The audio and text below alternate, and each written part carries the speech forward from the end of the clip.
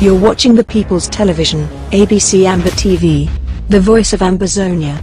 Stay tuned.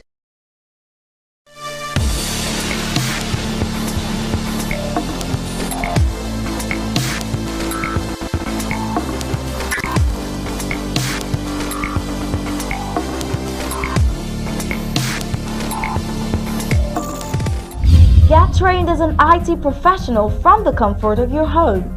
Dynamic Tech Academy gives you a unique opportunity through our 6-month program, during which you learn skills to transition to being a full-time IT professional. Over 80% of our students have no prior IT background, yet the vast majority of them land jobs a month after they start applying. Our ultimate goal is to reach 100% student placement, so we work with every student until he or she gets a job. Upon successful completion of the course, we will give you a resume, interview preps, one-on-one coaching from experienced instructors, and job placement assistance. Within this course, you get more than 300 hours of theories combined with real-world applications and practical skills you can apply on day one on your job. At the end of the program, our students can be certified as Red Hat Systems Administrator, AWS Cloud Engineer, AWS Security Specialist. Visit our website at www.dynamictechacademy.com to register. Payment method: www.abcambertv.com/donate. ABC Amba TV payment channels: Cash App 202-650-2216, Zelle 240-486-8768, Ambazonia Broadcasting Corporation. PayPal payments at abcambertv.com. Contact us today. info@abcambertv.com. Facebook ABC Ambazonia. You can call us on 124-048-68768. www.abcambertv.com.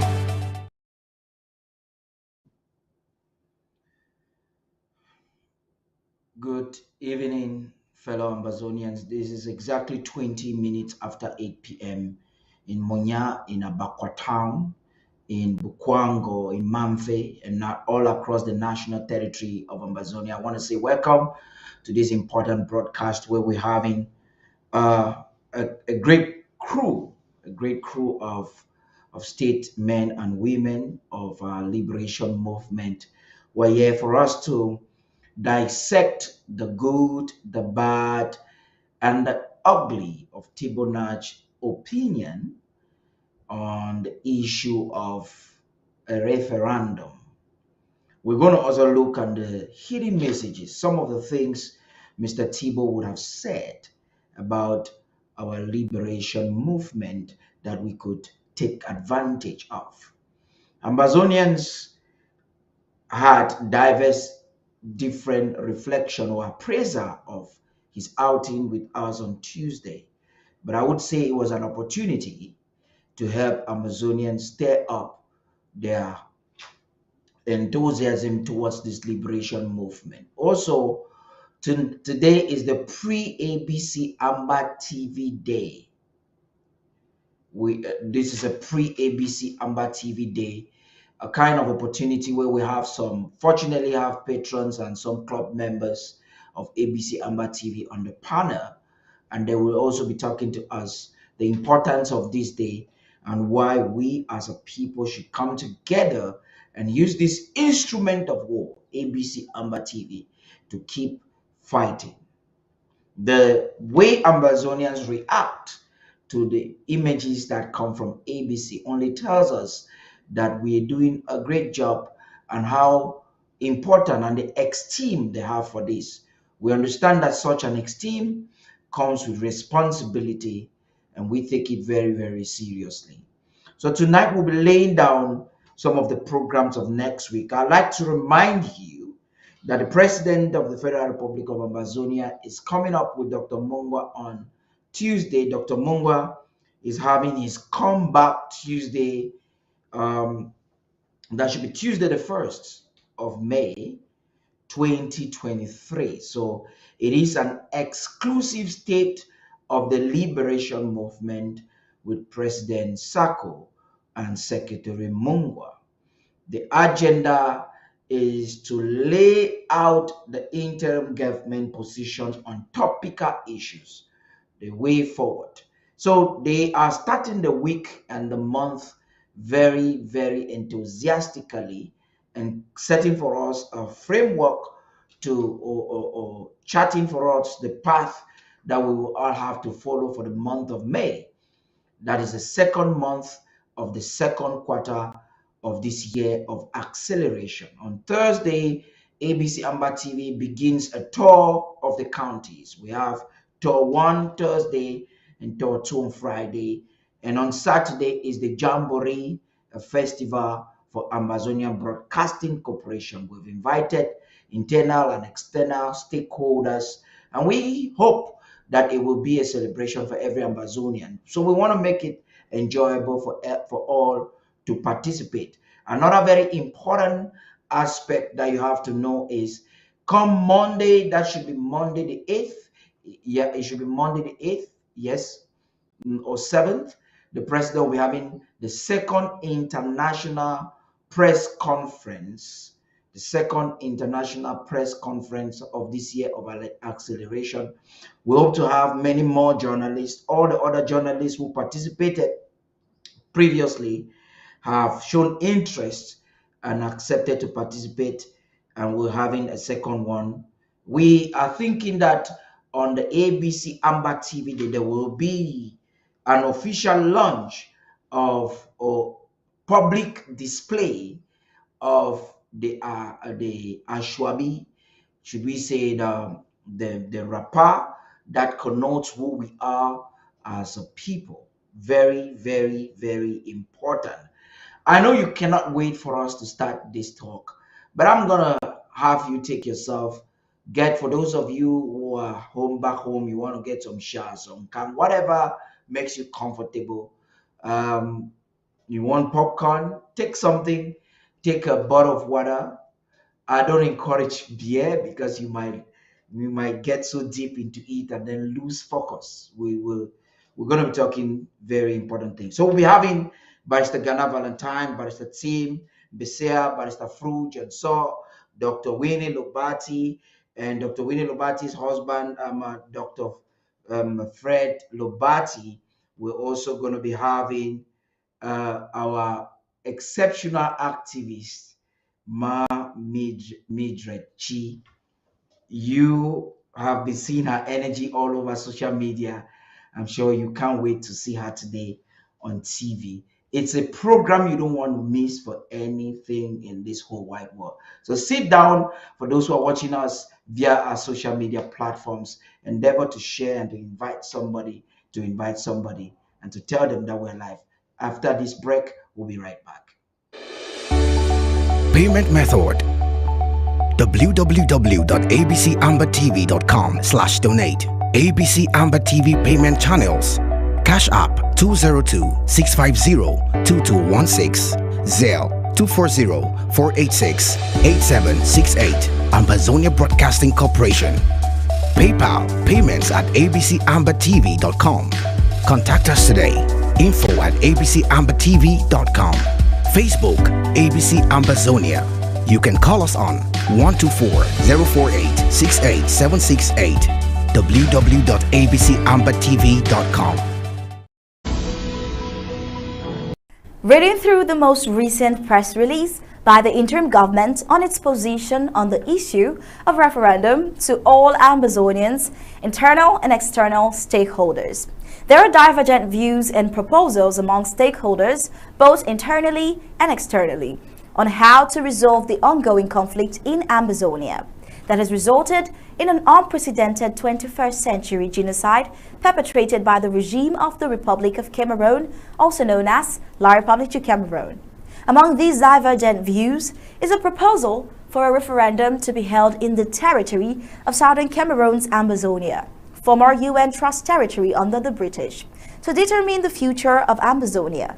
Cognizant of the United Nations General Assembly Resolution 1608 XV of 21st April 1961, granting independence to the UN Trust Territory of Southern Cameroons and the subsequent non-execution of all the processes of decolonization prescribed therein, the interim government, representing the aspiration of an overwhelming majority of Ambazonians, has been clear and consistent in articulating the basis of the root cause of the Southern Cameroons problem, which is the non-execution in its entirety of the above-mentioned UN resolution, thus paving the way for the annexation and recolonization of Southern Cameroons by La République du Cameroun in 1961. Therefore, complete decolonization is what we seek, and this involves complete restoration, absolute sovereignty, and recognition of Southern Cameroon's Ambazonia as the 55th state of Africa. We believe a plebiscite, a non-binding survey of our opinion by the US, is an acceptable democratic process to ascertain the majority view of Southern Cameroon's Ambazonia. Since the last plebiscite of 1961, if there is any doubt about the majority position, we object to any proposed referendum on grounds that it presupposes falsely that Southern Cameroons is part of the Republic of Cameroon, also known as La République du Cameroun, and is seeking to secede as an independent country. We were granted independence in 1961. It was only the joining that did not take place legally, and the Republic of Cameroon withdrew from the Union project in 1984 when they reverted to their original name prior to 1961. We have never been part of the Republic of Cameroon, so we do not need a referendum to decide if we can separate from a non-existent union. Also, a binding referendum will exclude the genuine dialogues we need to address the root causes of the conflict, because it is based on winner takes all. We are not fighting to change the form of government in the Republic of Cameroon. We are not also fighting for constitutional changes within the Republic of Cameroon, French Cameroon. We are fighting against annexation. We are defending our restored independence. Annexation cannot be resolved through a referendum because it is either a right or wrong issue. Just as the solution of rape is not marriage, we do not need a referendum to tell right from wrong. We need the international justice system or a negotiated settlement. If the UN wants to serve the majority opinion on this issue, they should conduct another non-binding plebiscite in the Southern Cameroons, not a referendum. This is the threshold position of the people we represent. Therefore, any views or proposals that seek to mask the status quo of Southern Cameroon's colonial status under the Republic of Cameroon is far-reaching and do not represent the aspirations of the overwhelming majority of Ambazonians as far as this liberation struggle is concerned. Furthermore, the reasonable, immediate way forward to end this conflict, supported by the international community, external stakeholders, is a genuine, all-inclusive dialogue, mediated negotiation process.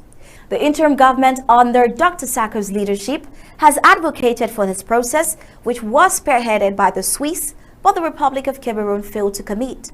To concretely resolve this conflict and subsequently resolve the issue of the sovereignty of Southern Cameroon's Ambazonia once and for all, another plebiscite preceded by internationally mediated negotiations should be the right steps forward.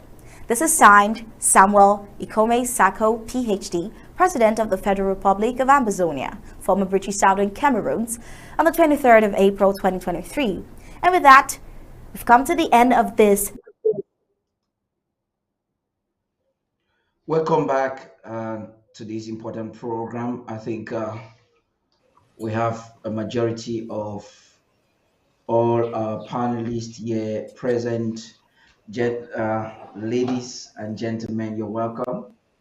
Yes, Dr. Winnie, please, I want to help you do this.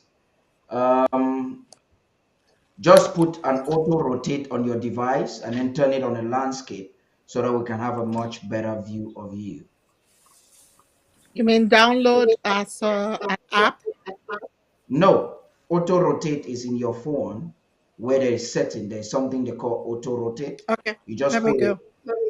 Yeah, that's all. You don't need so. Okay, you're welcome. Maybe we should just start where we need to start the discussion right away.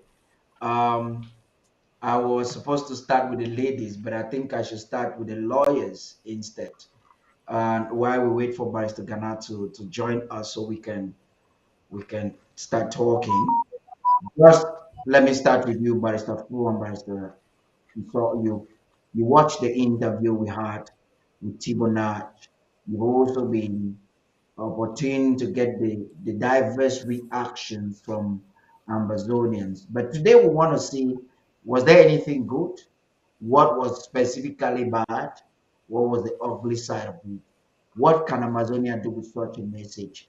What information was there for us as a people to strategize and to keep on fighting? What were the hidden truths within the lines of Tibonach utterances?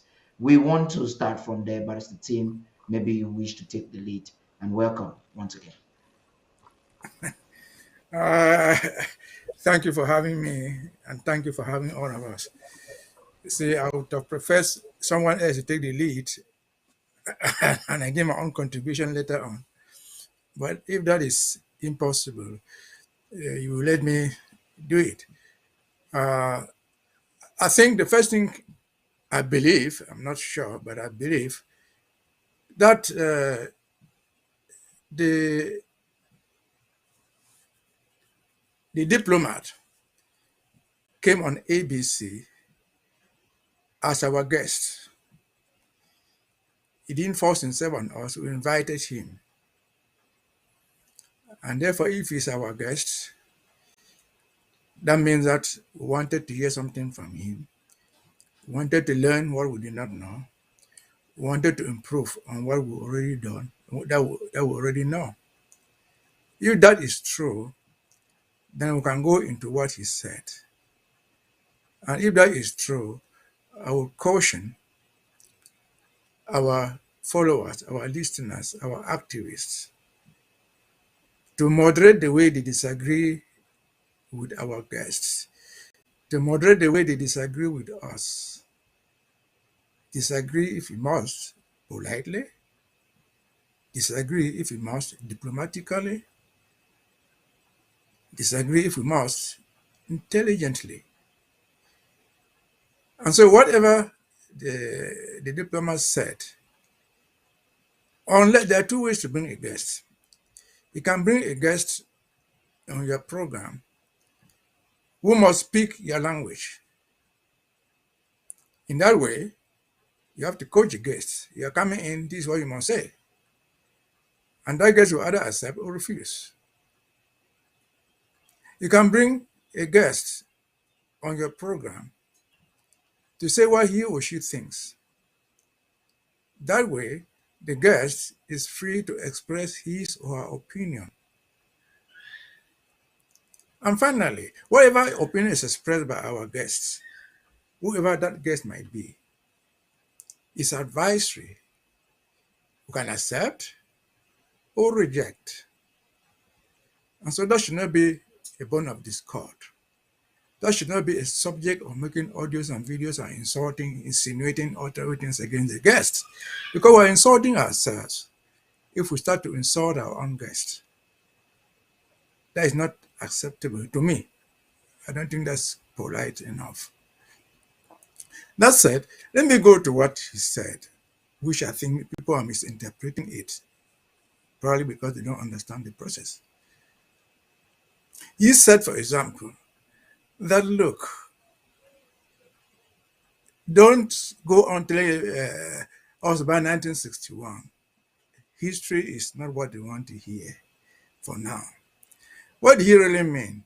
If you have had opportunity, like you party you have, to meet with American politicians, diplomats, in fact, Western politicians and diplomats, if you meet with them, congressmen in America, they don't have more than an hour to be with you. They have an hour. I mean, when they organize their own talk shows, they have not more than an hour. And so was this man saying that we should forget about the history? No. He said deal with 2017 first. If you were to go into an office, and you start with 1961, referendum, this and that, plebiscite, by the time you get to 2017, your hour has lapsed. You have not even told the story that you came there to tell. And so that's what he meant. I think from what this guy says, he's not a stranger to our history. He has read a lot of what were saying. If you follow him on Twitter, he says most of what we know. So he has had the time, he has had the will to educate himself about all what we are saying. It's a question of strategy. But if you move into an office, a U.S. congressman, a U.S. diplomat, and you start with 2017, that is what is attacked. That's what the world knows. The world knows that we're fighting a war. People are dying. You're going to show pictures of people dying. You're going to show pictures of houses being burnt down. What happened in 2017, if we start from there? Why this killing right now? Simply because Ambazonians asked for a revisit of the Constitution. Why? That will take you back. You have already created an impression in your host. It will take you back to 1961. In fact, man will be very interested to hear back to 1961. But it depends upon where you start. And I followed this man on a different program, not on Ambazonia. And he said this, I've never forgotten. He said, when you sit in those offices and receive strangers, there are crises all over the world. And people come to your office. Some people come to your office. And they start to tell you a story. You, the host, that you the book to see. I pray that let this man get out of my office when the 1 hour elapses. But for diplomatics, they cannot say get out. Because he's bored with that. You don't have time to listen out to your story. So that's what I think he meant. He didn't mean that we should forget the history. No. He simply told us where to start. That will attract attention of the listener, particularly the American or the foreign diplomats. So I think we misunderstood that one. When he came to referendum, he said, referendums have been used to solve problems. That's a fact. We cannot deny that. But he refused to go into the details. He refused to take sides. That's a fact. Yes, they have been used somewhere else. But as far as the referendum is concerned, this IG, we have taken a position on that. A reasonable position, an educative position, because we have made audios, we have had programs. We have stated at all times why we think the referendum is not the right option now. And so if we said that, we already taken a position. Should that be a cause for concern? We should simply have ignored it. We have taken a position that we can defend and moved on. Again, I see him, he said something that I saw some of us quarreling about it. He said the international community will not bring La Republic to the negotiation table. That's a fact. They will not bring them by force. They will not even bring Ambazonia. They will not. We, Ambazonians, or the Republic, who are going to be forced, the parties are forced to the negotiation table by circumstances. Because even if they are sitting in that conference table, nothing prevents any of the parties from walking away. They can always walk away when they want to. And so when he says they will not force the Republic to the conference table, they are right. Circumstances will force the parties to the table. What are the circumstances, for example? One of the circumstances that can force the parties is the economic cost of the war, because we are in war. If they find that the war is no longer sustainable economically, they will force the table. 2 is the human cost of the war. If they find that they are losing souls, any of the parties, they say this is not worth fighting. They go to the conference table. The third thing that can force people to the negotiation table is the morality, the political part of it. If what you are fighting for is so morally bankrupt, it's so politically unacceptable, you'll be forced to the negotiation table to negotiate it. On this particular one, we remember apartheid. The apartheid regime did not go to the negotiation table because the ANC could defeat them militarily. No. They did not do it because they could cripple the South African economy like that. No. Apartheid was so bankrupt morally, was so bankrupt politically, nobody in the world wanted to hear it. There's apartheid going on in other parts of the world. But the one in South Africa was peculiar. And that you could identify white from black, even the dullest man. You could would see black sitting there and white sitting on the other side. Why say no, you're not coming here, not because of anything, but because you're black. This is moral bankruptcy. So they were forced to go to the negotiation table. So I just think that sometimes we do not understand the language of diplomacy. And I should have thought that when we bring somebody with that experience in diplomacy, we want to learn a lot of things diplomatically, what we should be doing. We seized the opportunity. He said that Ambazonians have not yet learned how to negotiate, to navigate the American political system. That is important coded language. That was a critical intervention. Yes, we should follow him. I'm not even on that, not on video like this. He left the State Department not even a few years ago. He still has friends there. If we talk to him privately, we can say, look, go and see A or B, who is sitting on this desk. These are the people who will help you.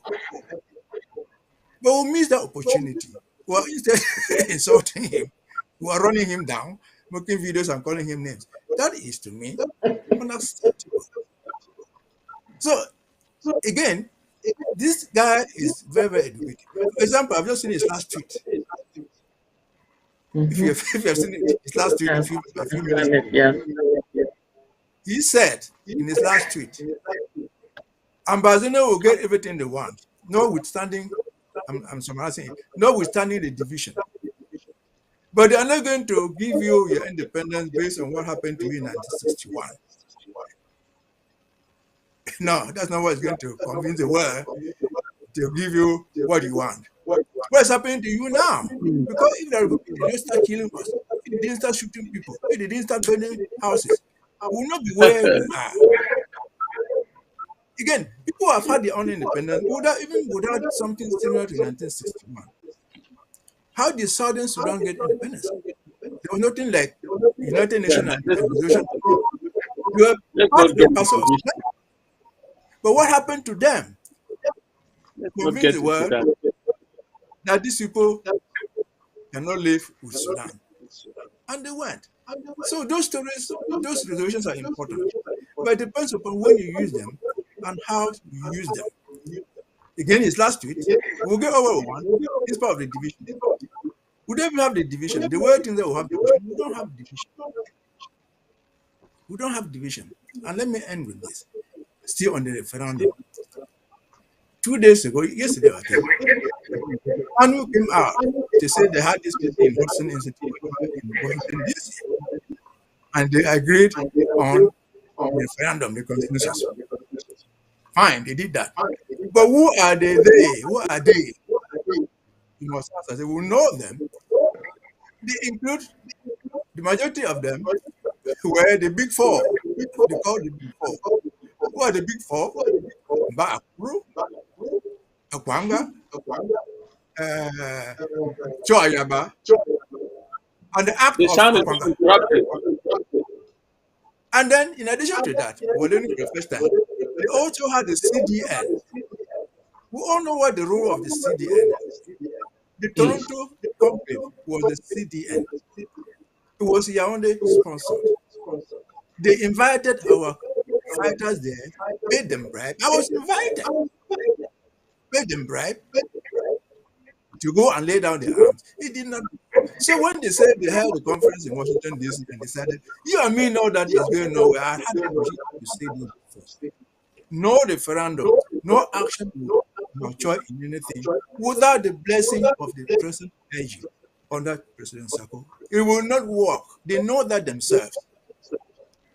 I remember one of the big four, Mr. Amba with his consulting, he had run a program wanting money to buy satellite phones for the people on Ganzoro. He was unable to buy even one. He had one satellite phone which he presented on his program, which was given to him by a kind Samaritan to send it down. He was unable to raise $500 to buy a satellite phone. But who is he? That's yes, thank you, Vice Team. We definitely get back to you. So that's my take. Since the panel is I think, Barrister Fru, please, you may want to. What is Yes, the yes, good, the bad, yes, yes. about Bonach? But if regulate the sound, eh? The sound is not very. I think Something is the double sound interrupting. coming from one of the panelists. So just go ahead. Well, before I say anything, I think that we are so many on the panel, so you have to rationalize time. I don't believe that Ambazonians did not understand Tibu Nash.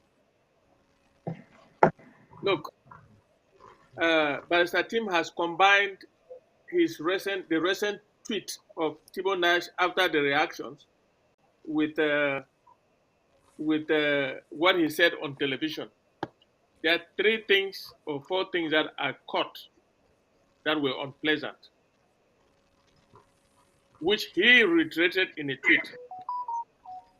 The first one is look forward, look through the windscreen. Don't look through the rear mirror. That is, you don't look behind. And the screen for him starts in 2017. That, to me, interpreting is that whatever you do, international community will not listen to you, but in what was in the past, but what happened from 2017. That brings me to the issue. As a lawyer, I know that he has laid a groundwork, but to say we don't have a case against the La Republic, against the United Nations for not decolonizing us completely, against the British who did not organize the Union Treaty meeting, against all the stakeholders as of 1961 who messed us up. Meaning that from 2017 up to now, that's what we should be looking at. Don't look through the rear mirror. What does that mean to you? It means that you don't have a case. Number two, he talked about no country in the world will bring La Republic to the table. And I'd like to remind my good friend Tibu Nash that after every war in the world, we have seen wars come and go. They end up on the table to sort out the difference. And for him to take the position of La Republique, that no country will bring La Republique to the table. We are not even expecting a country to bring La Republique to the table if Tibu Nash knows what diplomacy is all about. We will force La Republique to the table. That's right. By the actions on the ground. We are not looking for any country to drag La Republique. That includes the United States. But our actions will bring La Republique to the table, contrary to what he was saying.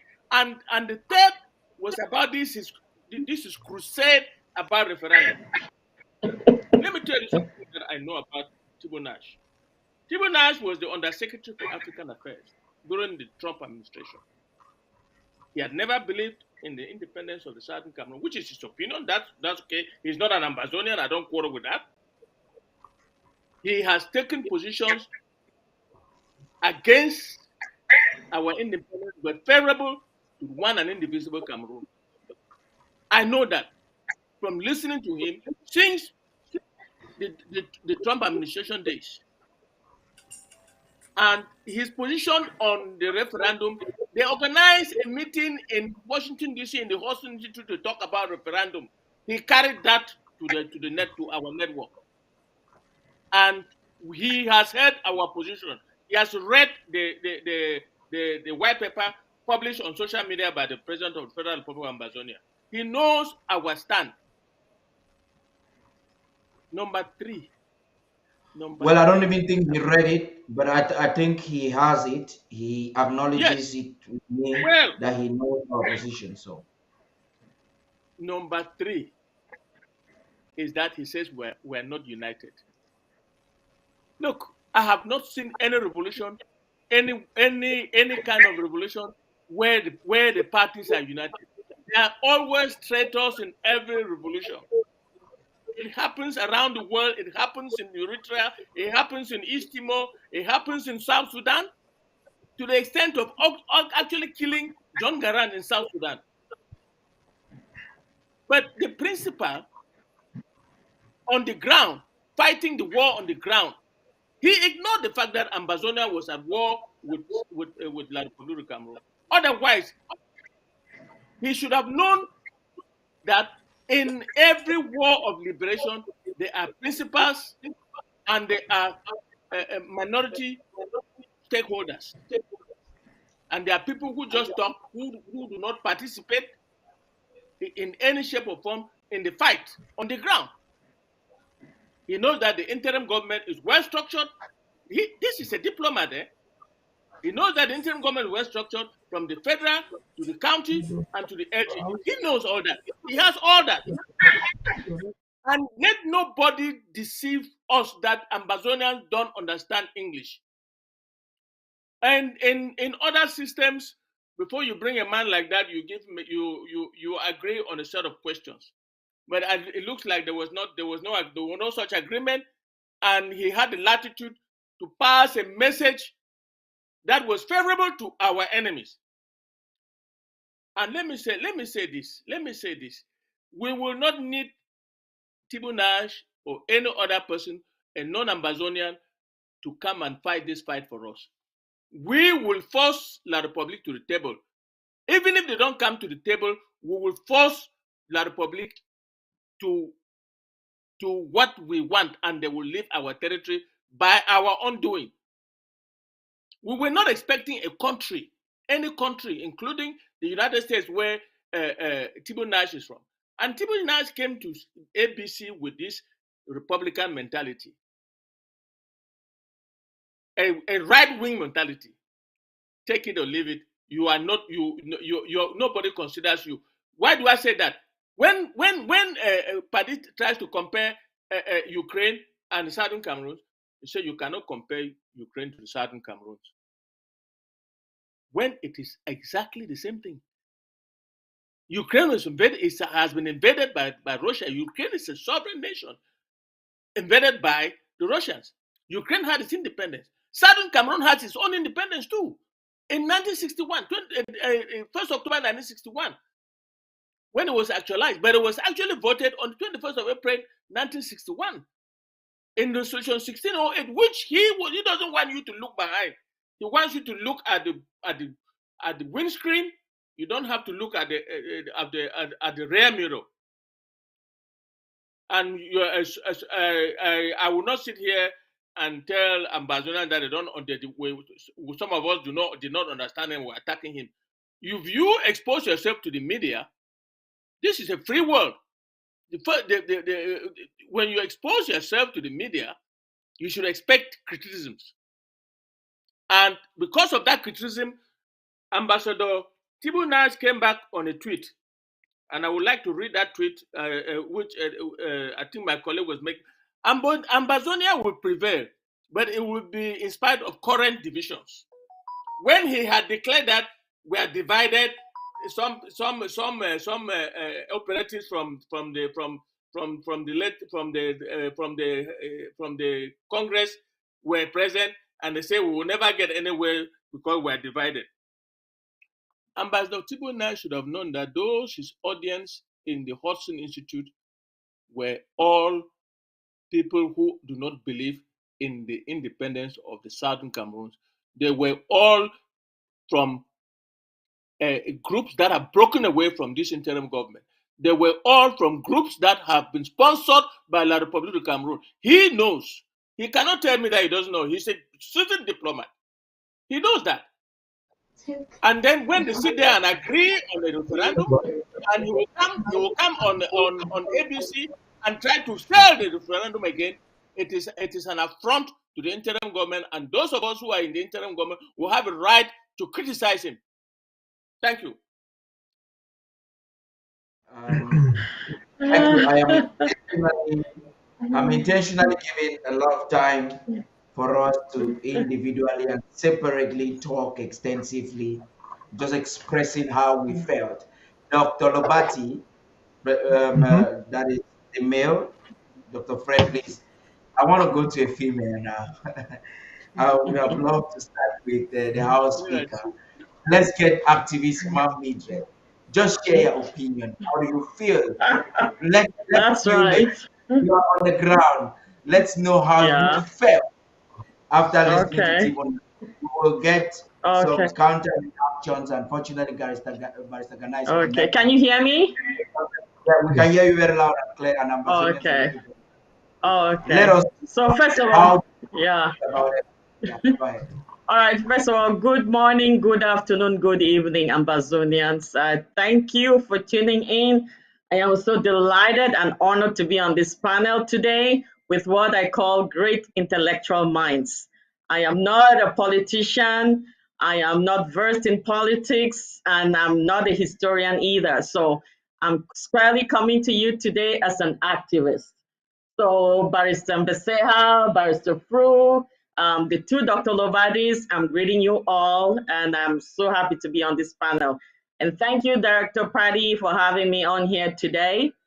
So before I start giving you my opinion as an activist, first of all, the most important thing is I want to give 21 gun salute to all the Ambazonia restoration forces. It is because of their work, because of their sacrifice, because of the blood they're shedding that we're actually sitting here still talking about the struggle now. So I want to thank them. I want to thank you so much for the sacrifice you're making. And I pray that we make it to Boya so you can get all the honor you deserve.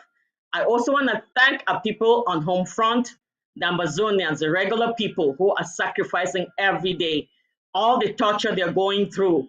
They're closing their businesses on Mondays to honor the ghost towns. They're obeying all the lockdowns we're calling. They're being tortured. They are being tormented. The occupier is giving them all kinds of, the atrocities are just too much. But the people are still standing up and they're fighting. So I want to thank you and I want to let you know that we are with you all. So I want to thank you all. So before I want to go about this Tibonagi, that discussion that has been going on all week, I'm so glad to be speaking after Barrister Mbeseha and Barrister Fru, and I will not talk down about any politician. Honestly, I really do appreciate that he came on our TV and he spoke his mind. I don't have any bad and any ugly, no matter how other people see it. All I see is advice that he gave us, and he spoke his mind, and that's his opinion. I've lived in America for so many years, and I understand that when somebody wants to speak their mind, let them speak. You can learn a thing or two from what they say, even if you don't like what they might be saying, but there might be some truth in what they're saying. So be objective and pick out what you can pick out and work with it and run with it. So I'm going to start with the bad and the ugly, which I would just call advice. To me, it's not bad, it's not ugly, it's just someone's opinion. The fact that he mentioned about forgetting the past and we should focus on 2017, the two barristers have already talked about that. I know one philosopher in the past said, those who cannot remember the past are condemned to repeat it. With all what we've been through with La Republique, we will never, ever forget the past because that's why we're here now. And that's the problems that they caused in the past are the problems they're trying to solve now. So we'll have to learn from that and we will not make those mistakes again. So, and besides, I don't see how you can actually provide a long-lasting solution to any problem without addressing the root causes. Even in court, in marriage counseling, everywhere, you cannot just say, oh, well, forget about what happened yesterday. Let's talk about what you fought over today. But it's all a cumulative effect from what has been happening in the past all up till today. So Ambazonians, please remember your past because that is why we are here today and that is why we are pushing forward. We were cheated out of our independence and we have proof. It's not that we're lying. United Nations has all the facts. And so we have to fight for what is rightfully ours because it was not given to us when we deserved it. Another thing was referendum, which I'm not going to go into it because that has already been beaten to death. The president made this very, very fantastic audio about it in very clear language, basic language that our people can understand. I don't think I can even explain it any better than that. So what we can be doing is making sure that we're sharing that audio or that video, excuse me, which ABC TV is very good at doing right now. So let's keep sharing that and making our people understand why a referendum is a no-no. And Barrister Mbesea also said it. We do not have the institutional structures to even organize a referendum or any poll. So that is a cancellation right there. We can't even go there. It's not something that we can even deal with. We already know that La Republique has already put all the mechanisms in place to be able to rig it, because that's what they're good at. Every time La Republique comes up with a solution, know that there's something cooking underneath. Unfortunately, that is a history we've learned from La Republique, and that's exactly what we're going to be actually making sure that we don't make those mistakes again. Well, as an activist, I go with the good. I'm going to come in strong. There's things that Mr. Tibonagi said, which I take it as a cue to Ambazonians to get up and work. South Sudan fought and won. Eritrea fought and won. America fought and won. I don't know if he mentioned America, but I know he mentioned South Sudan and Eritrea for sure. Now he mentioned so what America. does that mean? What does that mean, Ambazonians? It means we can fight and we can win this thing. And I have to remind you that in 2021, we almost won this thing when the coup plotters kind of derailed us and took us down the road. Now we've already assembled everything. We're starting almost from square one. So this is how I want your minds to work. Tibonagi said it. The international community is not going to. Freedom is never given. It is taken. And that's where my fight comes in. And with Director Paddy, you know that. Now, what I have seen in America, and it's not that I'm comparing presidential elections to a revolution. When the presidential candidates are campaigning for presidential elections, they have people who support them. And these people who support them, they all have platforms where you make your contributions to your candidate that you like. I mean, during presidential elections, I sometimes have like 20 emails on my phone in one day, all sending all emails, contribute, donate, help, and all that. And one thing I've noticed is that when something bad is said about your candidate or something, some kind of rumor or something comes up that it's threatening to derail the whole standing of your candidate, you know what people do? They don't go and make comments or go on Facebook and fight. They simply go online to that payment channel and drop in $10, $15, $20. That's how you fight. You don't fight by going and making comments or sharing. Americans understand that in order to win this thing, you need the money. This money goes in to support the campaign, to pay for advertisements, to hire more volunteers to go out there and canvass for support. You need the money in order to win the election. I'm going to translate this down to Ambazonians.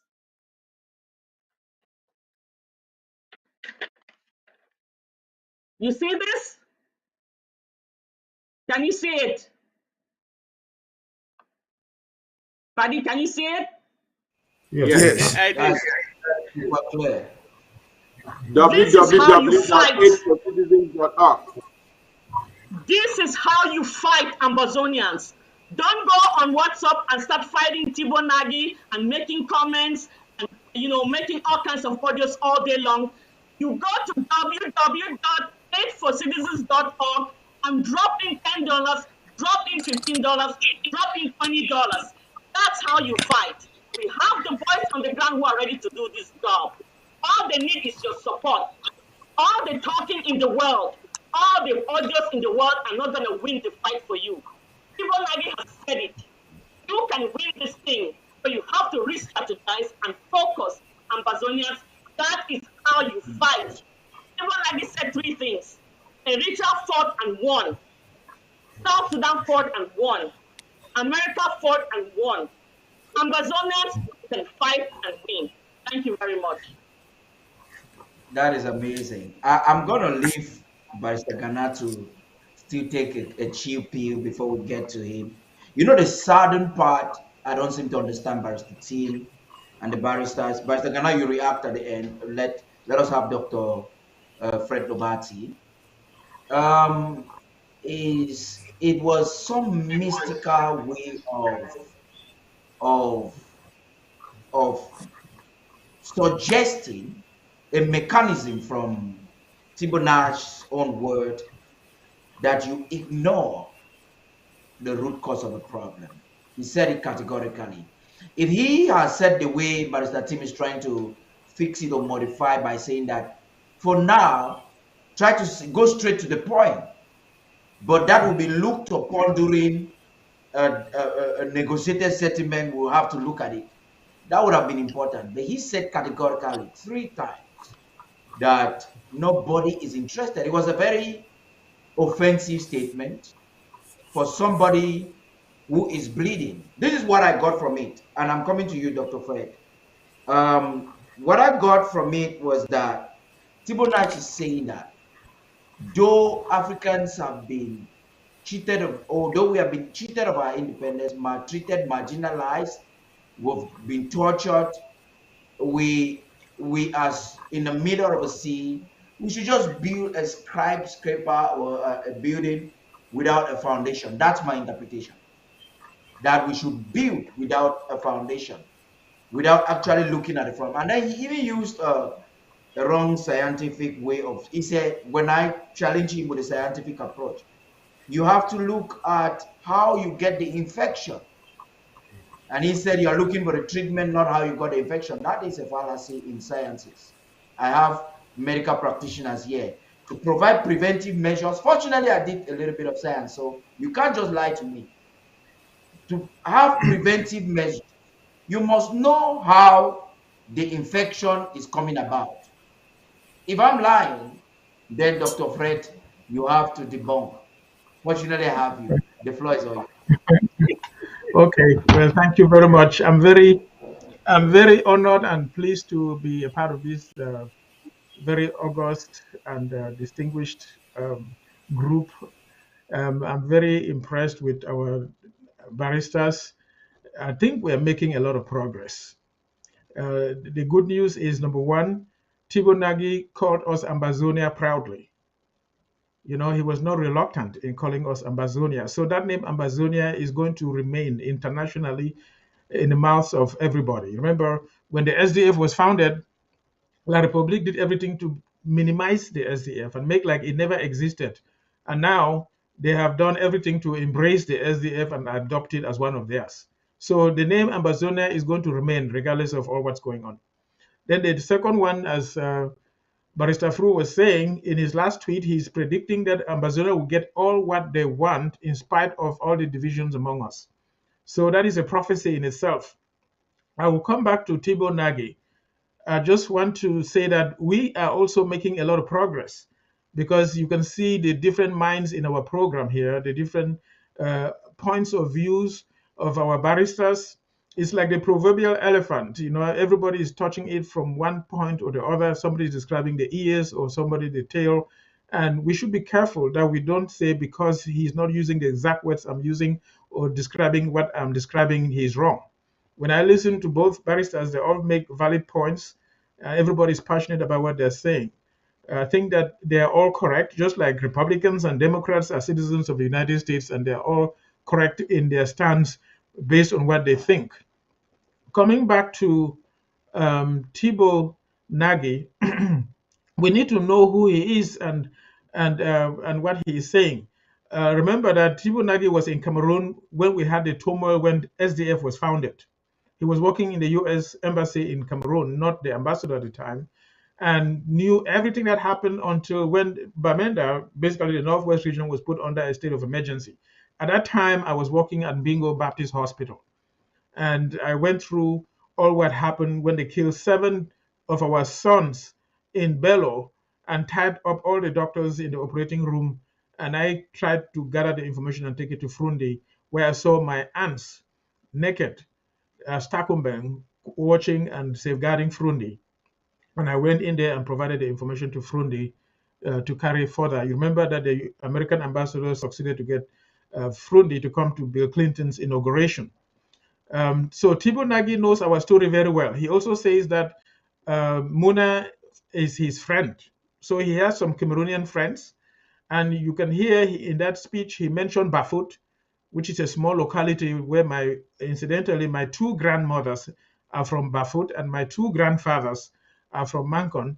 He was just trying to give the impression that he knows us very intimately And he mentioned that if somebody in Bafut is killed, that does not seem to matter, except we accomplish what we want to accomplish. So he really knows about who we are, and is more than an average American diplomat who, is just a diplomat and has an assignment in Yaoundé. Then I will go further to say that from my assessment, and I come in here with a lot of different experiences. I've lived in the white man's country. My mother say I've spent most of my life, almost 2/3 of my life, in the white man's country.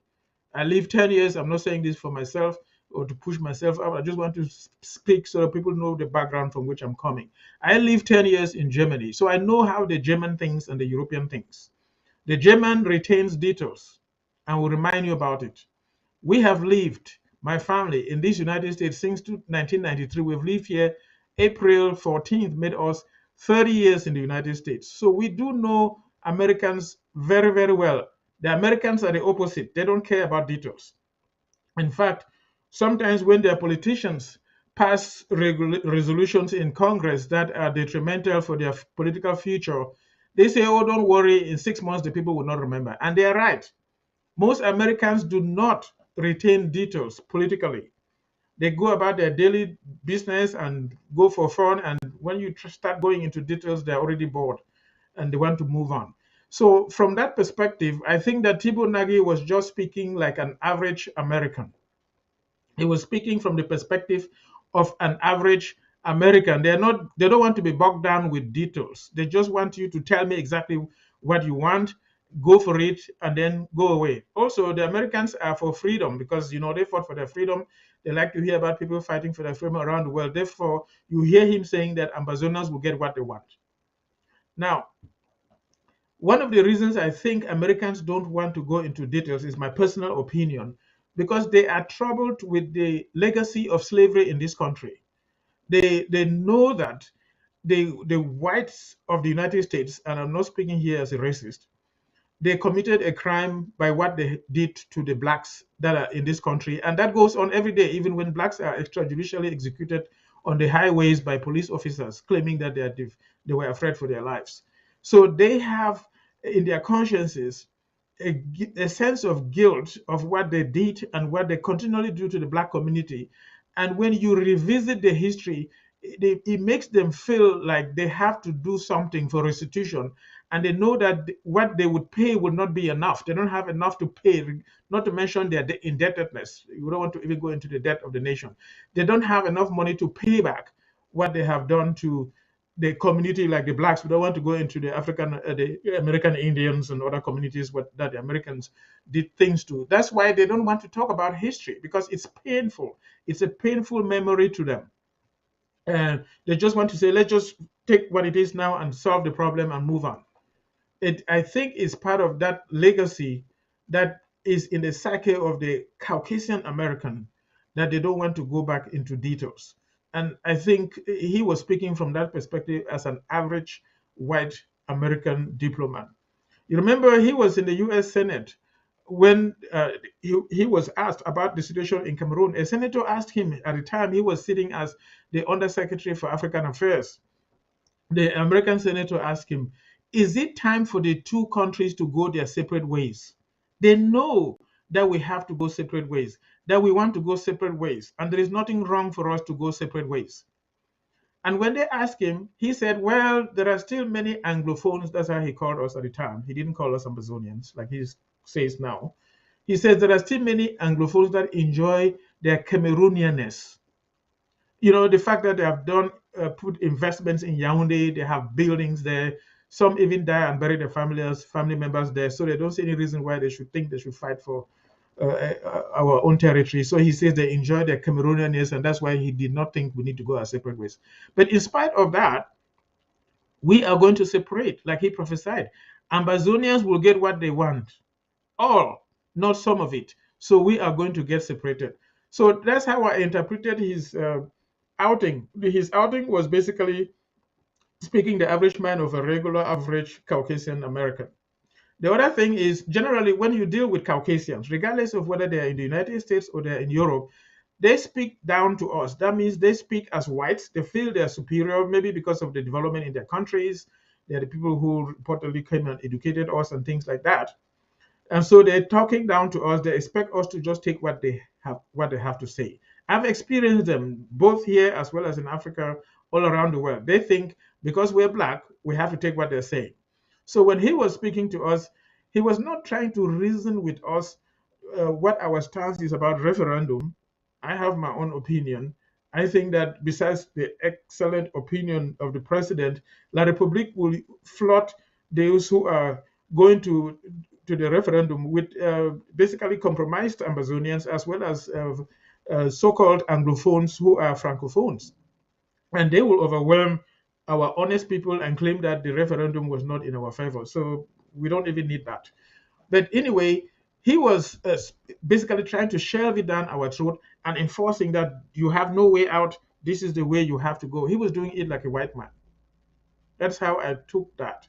And I'm not really worried about it because I believe that we are making a lot of progress and we are going to end up where he has said we'll get all what we wanted, we'll have our freedom, and we'll have our country. These other people who are making noise, like you can name them, the Chris Anus and the others, they will all fall by the side. It happens all the time. You see them all the time. They will not go far away in spite of all the noise that they're making at this time. That's how I take it. Amazing. You can go. Ambazonia is a country with a coat of many colors. You have seen the socio-political medical approach of this analysis, and that's quite important. Let's have the House Speaker wait for Barrister Ghana to come in now. I know a lot of people we want to hear him. Barrister Ghana, I don't need to ask a question about this. Just go right ahead. You've watched it. You've listened to every panelist. The floor is yours. Paddy, can you hear me? Yes. Very loud and clear. Okay.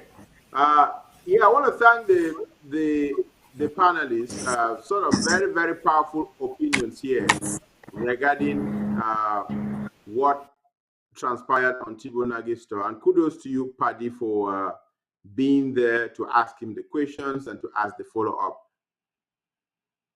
questions that we listened there.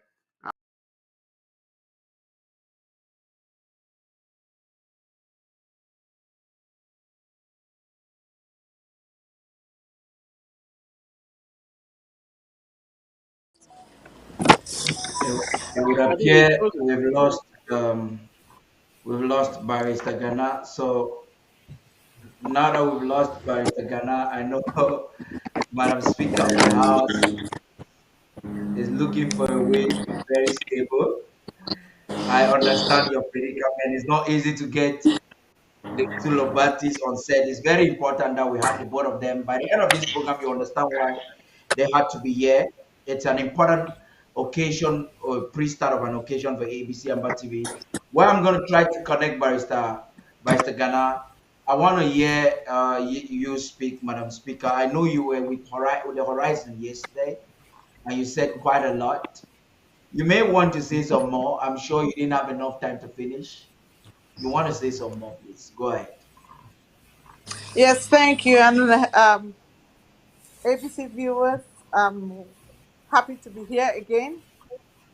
In the circumstances in which I am, I did not expect to have come in the whole panel at this time. So I would have had my laptop ready. So I'm trying to use this and do this on my phone. However, there is much I said yesterday, which the Paddy is asking me to just continue to build on that. I noticed a lot of nuggets that Tibo Nagy, former ambassador and undersecretary of state for foreign affairs in the US, dropped for us on the way so that we could grab them. Taking all the fluff of whether our history is important or is not important. I think my husband, having spoken about Europeans take their history very seriously. Americans, we do create landmarks for our history. And some of them, we do create them. Well, that's why we have 4th of July, which marked the independence. of pushing out the British. But he gave us some case studies that were really significant. And it was a variety of case studies, but with the same outcomes. And maybe the recognition could have been a little bit different. The first one he said was the US. Outright fight till you push out your oppressor and you win. Then he went to the Eritrea, how they fought for so long until they were able to push out, they were able to defeat and take their capital. But when things got to a point, they successfully were able to have a referendum. But at that point, they had already had the nation and were able to now do the referendum for Eritrea to separate itself. Then he gave us another example, Somaliland. One part of Somali originally was British and the other, I think, was Italian. And after 12 days of Somaliland having had its independence, decided to merge to actually form a treaty with Somalia, the Italian part. And so guess what? They had that. And then they realized that they were marginalized. So the fighting started. And when that fighting went on for too long, Somalia actually, when they had their own crisis in Somaliland had put in its place structures of governance, and they were able to quickly use that opportunity to declare themselves independent fully and establish their government. But then there was some caveat, he said. Only one country has recognized Somaliland. I call it country, and it's Taiwan. And however, he said, even the US has not even recognized Taiwan as a nation, because according to China, Taiwan is theirs.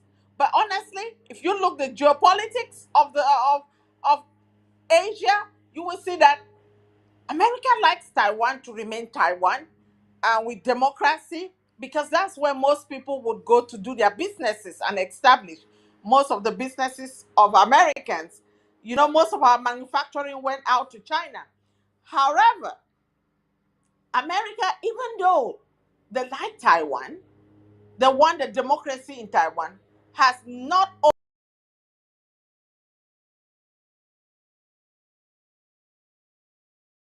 as a nation. But You're some you're people going to be they are okay. very You were about completing what we were saying. Don't bother. Our panelists will all connect soon. I just spoke with Vice Ghana. He's connected again. So I just bring him to take over. Vice Ghana, please. At just the beginning of your talk, you were totally disconnected. I think you may want to take the lead now. Do you want me to be sure that you can hear me? Go ahead. Yes. Can you hear me? Perfect. Please go ahead. All right. So what I was saying here was that the panelists sort of hit on the main issues, and the main highlights that Thibault Nagy gave were just that Eritrea fought and won, Sudan fought and won, and America fought and won. And like you reminded Mr. Thibault Nagy, the case of Sudan and the case of Eritrea is a pale comparison to the case of the Southern Cameroons. Thibault Nagy does not want us to go back to history. He says the problem started when the lawyers rose in 2017. That could not be further from the truth. As somebody who was a deputy in the American embassy in Yaoundé during the pro-democracy uprising from 1990 upwards, he is very privileged to the fact that even the CIA through the American embassy warned the Cameroon government that if things did not change regarding the situation of the Southern Cameroonians within La République, they were going to take up arms. So the international community, evident from when he was serving as a deputy in the American embassy, knows that that problem did not start in 2017. 2017. Paddy, are you there just to confirm before I continue speaking? Paddy, can you hear Yes, me? I am here. I'm here. Go ahead, we can hear you. We're getting you. Excellent. Excellent. So, but he contradicted himself also by saying Sudan fought and won, Somalia fought and won, Eritrea fought and won, and then he goes down the line and he says, the concern is for Southern Cameroonians to get justice and peace within the context of the current Cameroon. How can you have justice? How can you have peace without justice? I mean, if there's anything that is so pronounced in the United States, is that there is absolutely no way you can have peace without justice. Yet he is saying the emphasis is for us to have our human rights and to exist in a peaceful nation without justice. That is tantamount, I'm sorry, tantamount to nonsense. It absolutely makes no sense. That making no sense is reinforced by what he said about Canada. He said Canada is 80-20, a reverse of the Ambazonian situation. But he knows that people from Quebec will never accept what is being suggested to Ambazonia. He knows that people from Quebec will never suggest the special status that is being handed over by the diaper-wearing octogenarian in Cameroon, by Biya, to us Ambazonians. So he is contradicting himself all over. But he did say something. He did say that there is no international community. And the reason why he said that is that there is no unanimity on any particular issue based on any internationally established norms. Case in point, we know Ukraine is a sovereign nation out there. We know Russia is a member of the UN, and we see Russia violating the UN Charter by invading Ukraine. He singles out the situation in Ukraine and sort of suggests that Ukraine is deserving of help because it's a member of the UN, because it has signed the UN Charter, yet he minimizes the situation of Ambazonia, suggesting that we seek our justice within the context of the current Cameroon framework, and that the international community knows us as being part and parcel of Cameroon, forgetting that an organ of the United Nations, the African Human Rights Court, already passed in its judgment in 2009 that the Anglophones in Cameroon, that Southern Cameroonians are a people with the right to self-determination. So yes, I agree with Mildred Chi here and all the panelists who say, let's take the good out of what Mr. Thibault Nagy said. There is an inference that I'm going to make from the examples he gave and from the conclusion he gave of those examples. Regarding Sudan, he said Sudan fought, they had a referendum and they won. Eritrea fought, they had a referendum and they won. And he gave the example of Somalia in saying they have fought, they control their territory, they have the banking system, they have their own economy going, but the only country that recognizes them is Taiwan. The inference on what maybe he did not know this hidden message that he himself delivered. Sudan fought for a lot of years. Nobody wanted to even talk about giving them their independence. But guess what? When the international situation changed, when you had George Bush II, who was elected as president of the United States and who was backed a lot by the Christian conservatives, and the narrative of the situation in Sudan was that you had a Muslim Arabist North killing Christian, black Southern Christians. And when the evangelical lobby in the United States put pressure on George Bush to look into the situation in Sudan, George Bush appointed George Danforth, or Richard Danforth, as the special envoy to Sudan, and insisted to Colin Powell, who was, I think, the Secretary of State at that time, to look into the situation specifically to bringing independence to Southern Sudan. And then they had a referendum, which he himself said 98% of, above 98% of Southern Sudanese voted to gain independence. So in that situation, it was because the international climate changed. Let's look at the situation in Namibia to sort of get an inference from what Thabo Nagy is saying. Namibia fought for a lot of years to gain their independence from South Africa. The apartheid in South Africa regime said Namibia is part and parcel of South Africa. The international community at that time, some people suggested that Namibia, I mean, they belong to the same zone, they seem to be the same people, they should seek their human rights within the context of South Africa, because when South Africa becomes free, they are also going to be free. But guess what? When the international climate changed, when apartheid was on its last ropes, when the ANC was heading into power, it became an untenable position to say Namibia is part and parcel of South Africa. Thus, Namibia gained its independence.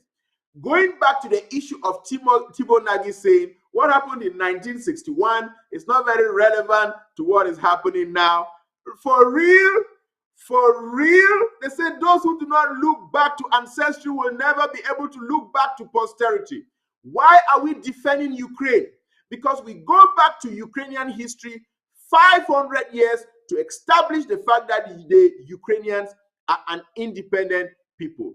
Why did Bill Clinton lead the intervention into Ireland to sort of negotiate the Good Friday agreements leading to independence for Ireland? You could go back to that history, 300 to 500 years, to see that the Irish have been an independent people from the British. So the whole suggestion, the whole connotation, the whole foundation of Mr. Thabo Nagy saying what happened in 1961 is not relevant to what is happening now is dead on arrival. What we know is that Ambazonia can relieve itself by funding the fighters on the ground. He basically, in so many words, said Ambazonia is on the yo-yo plan. What does the yo-yo plan mean? You are on your own. You have to be able to muzzle the firepower to make Yaoundé bleed. You have to be able to clip Yaoundé on the knees to such an extent that they will have no choice but to come to the table and negotiate a separation with Ambazonia. So in all what he said, the message is solid, the message is right in there. Our independence belongs to us. And he said the special status is not a serious proposal. So there he is affirming our independence. Right there he is affirming UN Resolution 1608. Right there he is affirming UN Resolution 1514. But on the other side, he's kicking with the other leg and saying we should try to forget history. Not serious at all. He has said in so many words that we have an internationally recognized right based on internationally recognizable instruments to statehood, and it is in our fight as Ambazonians that will deliver that independence. Thank you, Paddy. Amazing. Amazing.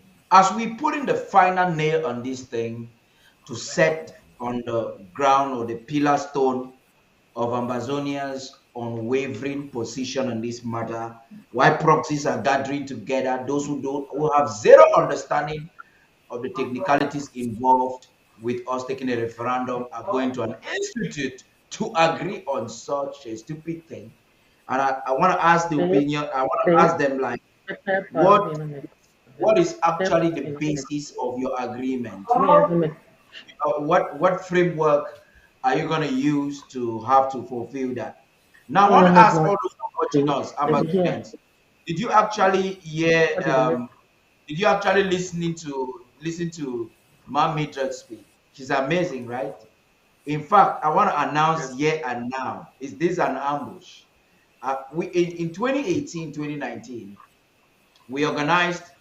In fact, I conceived a program called Activist Corner, and Solomon Amabo was supposed to be the anchor.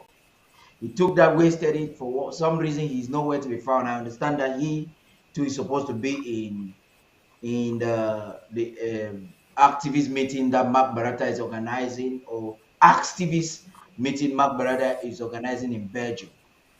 Just to announce that activist corner has to start. And Madrid, you're one of their anchors. I hope you're getting me very loud and clear. It is starting. So Ochiba Nursing, Watch Eye, all the activists, instead of just talking all around the place, it's high time you people will take responsibility and talk and talk and talk and talk. You people like talking. It's important you take your space. An activist corner should be rekindled. It's important that we do that.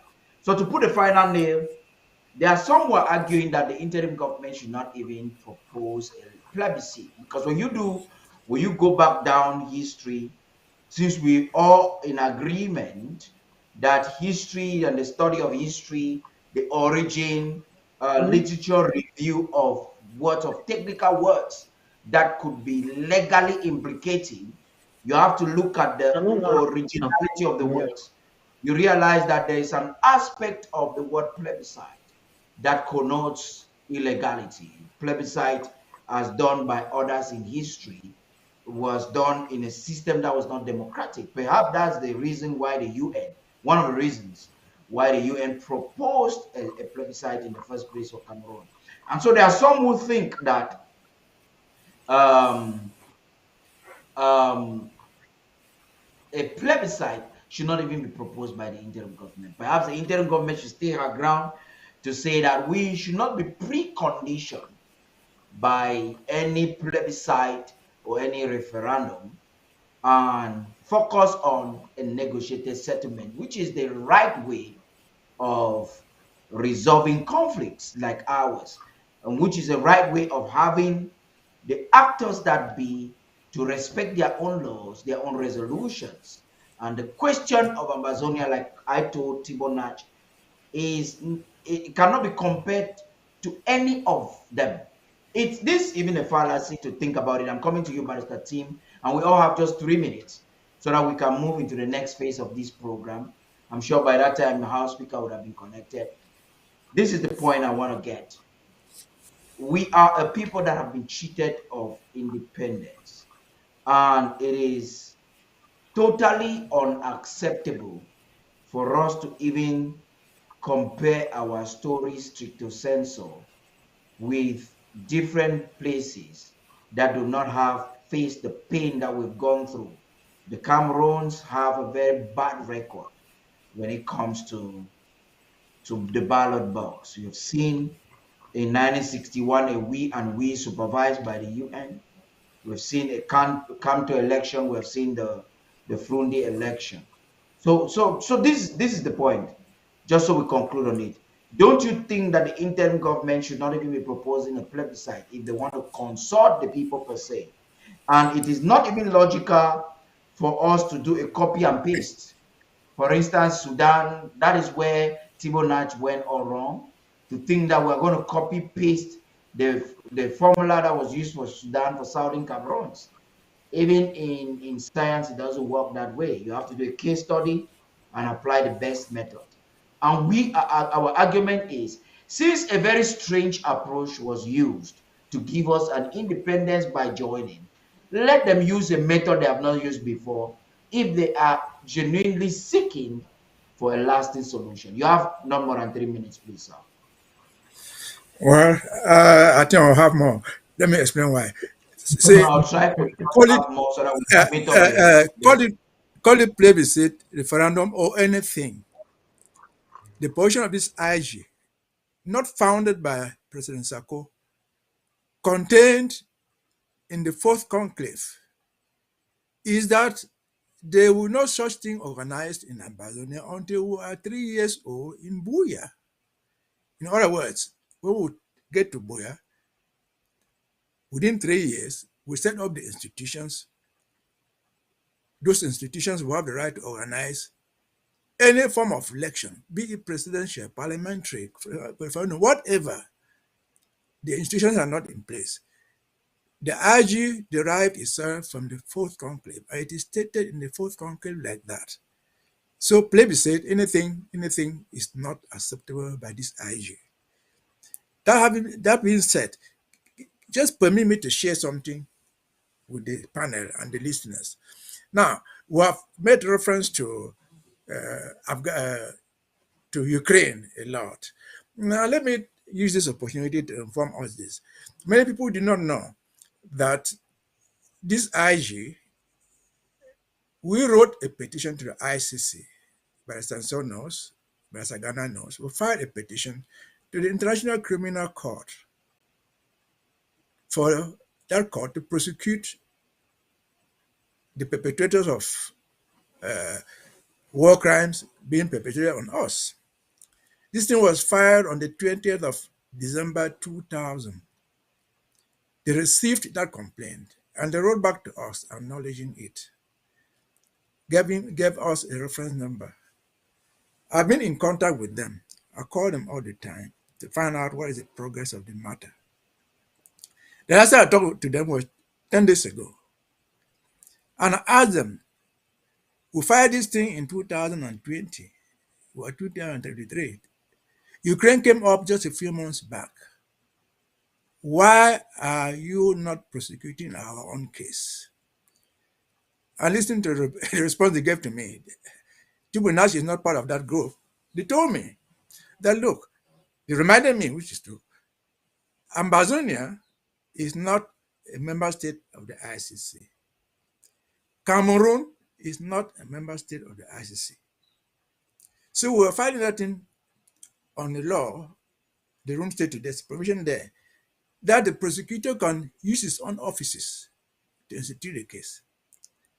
But they told us that they have limited resources and referred to me, it is on their website, that the Ukrainian issue, which has just come up now, is sponsored by 43 member countries of the ICC. 43 members. And for that, according to them, it has priority over our case because, in quote, they have limited resources. This is as far as Ukraine and ourselves is concerned. The table now was not there. So, but I'm just telling us how the other international organizations look at us as compared to the Ukraine that we mentioned about. And so, for those who do not know, that complaint is still pending in the ICC. They have not dismissed it, but they have not officially opened investigations. For those who know, if you go to the ICC website, you see cases under investigation. You see Ukraine. And then right there, sponsored by 43 member states. And for that, within 2 weeks, within a month or so, or 3, they have been able to take action, purportedly charging Putin and so on and so forth. So that is as far as Ukraine and Ambazonian cases compared seem to be placed on the order of priority by the international community. So that said, I think I'm done. Plebiscite, referendum, whatever elections, this IG says no until we get to Boya, get the institutions and the laws that we like, then can we organize any such things? Thank you. Yes, and I think I agree with that. Now, and the IG didn't even say they want a plebiscite. The IG said if you are insisting that you want to know the people's opinion, because that's the rhetoric, that's the argument. If you're insisting that you want to get the people's opinion, then you should do a non-binding survey. And let's see, so that you don't go, when you have a non-binding survey, criminals will not see the need of rigging it. And then they will have something genuine, like they had when Karina Tumi did his online survey. Barrister Flu, please. You have Yes. about 3 minutes. Yes, I am of the same opinion like Barrister Tim. We cannot accept any kind of election, whether plebiscite or the so-called referendum, on our territory when we do not control the electoral processes. We must be in control of the electoral processes, go from registration to the voting processes before the United Nations can come and ensure that it is free and fair. The United Nations does not organize elections. They come in to ensure that the process is free and fair. based on what the questions they want to ask. Now, do we have the processes? Are we autonomous? No. So if those who are pushing for a referendum will mean that we'll have to use a LECAM, and we know the history of elections in La République of Cameroon. Since independence, La République of Cameroon has never organized a free and fair election. Everybody around the world knows. And a LECAM is an offshoot of the party in power. So we cannot accept any kind of election now until we get to Boya 3 years after. Then, after we have put our electoral processes in place, the UN can ask any kind of opinion on our people, and we will prefer a plebiscite which is non-binding, because our government can oppose it, even the results. It's non-binding. Do we know that the Southern Cameroon Parliament at that time could have opposed the results of that plebiscite on the 11th of February? But they didn't. Our people were not informed enough, because a plebiscite is not binding. It's seeking for an opinion of the people, not a decision by the people, but an opinion. On the flip side of the referendum, is binding, and is legally binding. That's why it's provided for in most constitutions in countries around the world. So that said, I'd like to say something that Barrister Tim said. You remember Barrister Tim and Barrister Ghana, when we filed the ICC case, we tied Nigeria to that case. Nigeria is a member of the ICC, and that is why they are returning our file, even though they don't have funds, because no country so far has supported our complaint. We need the ICC will look for funds to be able to carry out any investigation. That's why the matter is still pending. It is not that because we are not members of the ICC, La République is not a member of the ICC. Nigeria, that is part of that file, we all know. And that advice was given to us by a senior colleague of mine, a very venerated lawyer, an international lawyer, Barrister Charles Taku. And we tied it together, and that's why the file is where it is, and it has not been rejected. Thank you very much.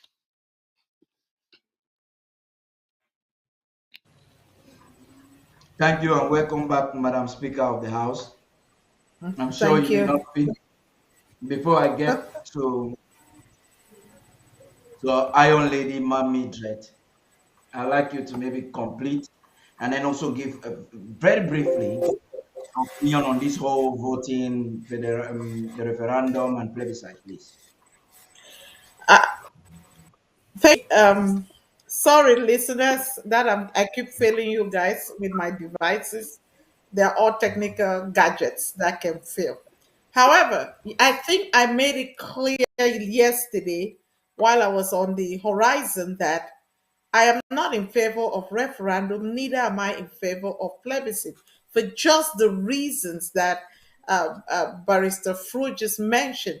One, we don't have sovereignty and absolute control of the land. Two, we need to define, legally, who are all and who is eligible to vote as an Ambazonian citizen. Does that exclude those who are in diaspora, like some of us who already are citizens of other nationalities?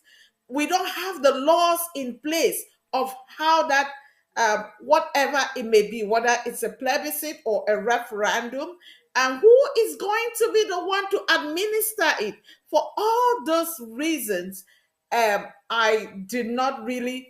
don't even want to seek any of those avenues as a place of us expressing our opinion. For example, let me put it this way: there are many citizens of La République who have studied in our English institutions and are very bilingual, and some of them are considered by La République Anglophones. If you let La République be the one to use their Elecam, which they are good at one thing, rigging elections. They may forward the result, but the top brass always rig. So if we let them be the ones to carry this, it can be diluted. Just like I said, 1972 referendum should never have happened. One, even if it were to have been something to be considered as binding on us, it should have been given only to us, citizens of Southern Cameroons, and not the entire La Republique, because they wanted to dilute us. Plus, having a ballot of we and yes just meant that you already had your 100% and you were just faking it. So I do not support referendum. I do not support plebiscite at this time. If need be, down the line, when we have control of our instruments of administration and are the ones in charge, and our legislative body is on the ground, and they vote and pass laws or as to how those modalities will be put in place, and who is a citizen, how and where polls can be set, then at that point we can consider it. But at this time, you can't start telling the thief who entered your house and said, okay, what I will give you the key of the back door, but I will keep the key of my house of the front door. So the day you just want to sneak in through the back door, you can sneak in. But you've just given them the key of your entire house, whether it's back door or front door. So we don't want any of that. Thank you, Madam Speaker. That was amazing. Gentlemen, please, you bear with me to finish with the ladies. Mildred, you have been silent for a while. I'm coming That's back, good, right? Well, thank you. You just proved to Amazonians today that though you're claiming you're not a politician, you're a seasoned orator. It's not just in the platforms that you're good at what you do. Your Wow. monologue. I hate the word monologue, but we may just have to use it for the purpose of understanding. Your monologue this evening was very energizing, and you have just proven that you're a very demonstrative person, bringing a website that we so need and demonstrating it for all Amazonians to see. This is it. Okay. You have said we need firepower. Do you go in for the plebiscite based on your understanding? Don't try to dig deep in anything. Or the referendum, which I know you say no. And now we're getting the two lawyers are saying that they don't even want any. Yeah. At this time, we don't need it. Just you have a few minutes to do that. Yeah. And we'll listen to a brief tape. And after that, we'll come to conclude this program with the objective of it of tonight. Go ahead, please. Okay. All right. I do agree with all the three panelists that came before me and spoke about this. I totally don't agree with any referendum or plebiscite. As you know, as you've all described, the most important thing is we don't have even the structures to organize it, as Dr. Mawini Lobadi was saying. Those structures have to be created, get all the criteria necessary to determine who is an Ambazonian, who can vote. We know all that, those of us who vote in the United States. Another thing I want to make is this idea of throwing referendum or plebiscite out up in the air is just totally ridiculous. I can go with my president and say, proposals are made on the negotiation table. They are not made in some rooms or beer parlors or anywhere whatsoever. Now, last Thursday, we had this Zoom conference with the president, and he described the process of going through a referendum. And it takes years. Now, you tell me, what would you rather do? Come to the negotiation table, which is quicker, and bring this to the table, let's discuss it. Or why would you want to go through the longer process? Not that it's something that we're even entertaining, but it just shows that there's something devious about this. If you want to make proposals, you have the opportunity to come to the table and the sweet stuff, put it on the table, and let Ambazonians decide. All these are just complete distractions, to be honest with you, because that's what La Republique does. The last time when we're hitting the ground hard in 2021, the Chris Anus and all the coup plotters came up with elections, and totally sucked the air out of the room. We took months through that. Now that we've reorganized ourselves again, we've started drafting. We've just drafted about 3 rounds, 3 months. This thing, first of all, they dumped the Swiss stocks, and that was over. La Republique left, and all of a sudden there was Canada thing up and down all over the place. That one fell through the cracks. Before you know it, they went into their hat and pulled out this referendum shiny thing, and they were shaking in front of us. Hey, Ambazonians, referendum, referendum. That's all distraction to me, because that is not something that we can even consider. It is something that should be brought on the table, and it should not have been thrown out there for us to be, discussing it like this. It should have been brought on the table for us to talk about it. Another thing I also want to say is that Africans, we have to understand that these Europeans come to our aid the way they do, like the Ukrainians. The sooner we realize that, the better. We are in a situation now where we can either sit and be waiting for them, and it's going to take another long time, as Stephen Hawking himself said, it came from the horse's mouth. Or we can take matters into our hands, hit the ground hard, and force these people to come to the negotiation table, where that is why we should be discussing referendum or plebiscite anyway, and not right here the way we are doing. And that's my opinion. So I don't agree with any referendum or plebiscite. Thank you very much. You're simply just amazing. You see, there's something about us. They call us Sarkonians. Some of them are trying to, is it Sarkonian something? I like the name, and they can call it louder, because we are actually the watchdogs of this struggle. Are they afraid to talk with us? Is La République du Cameroon actually afraid to talk with us? So actually the Grand National Dialogue. Yeah, the fact is, Grand National Dialogue was not an intention to talk to us, because President Sako has said a couple of times, we are willing to talk. Let's talk. Come on, let's talk. Wait, would I fear waiting? Now question now, like, why are they afraid of discussion? It's so funny. And Mawini said something which just reminded me.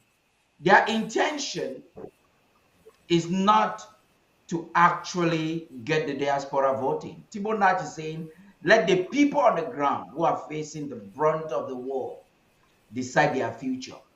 And there's even no logic why you want to separate the diasporic community of Amazonia that is playing a very instrumental role with the territorial community. When at any framework or design or program that attempts a separation of these two communities is a way to cut our people at the home front from the umbilical cord.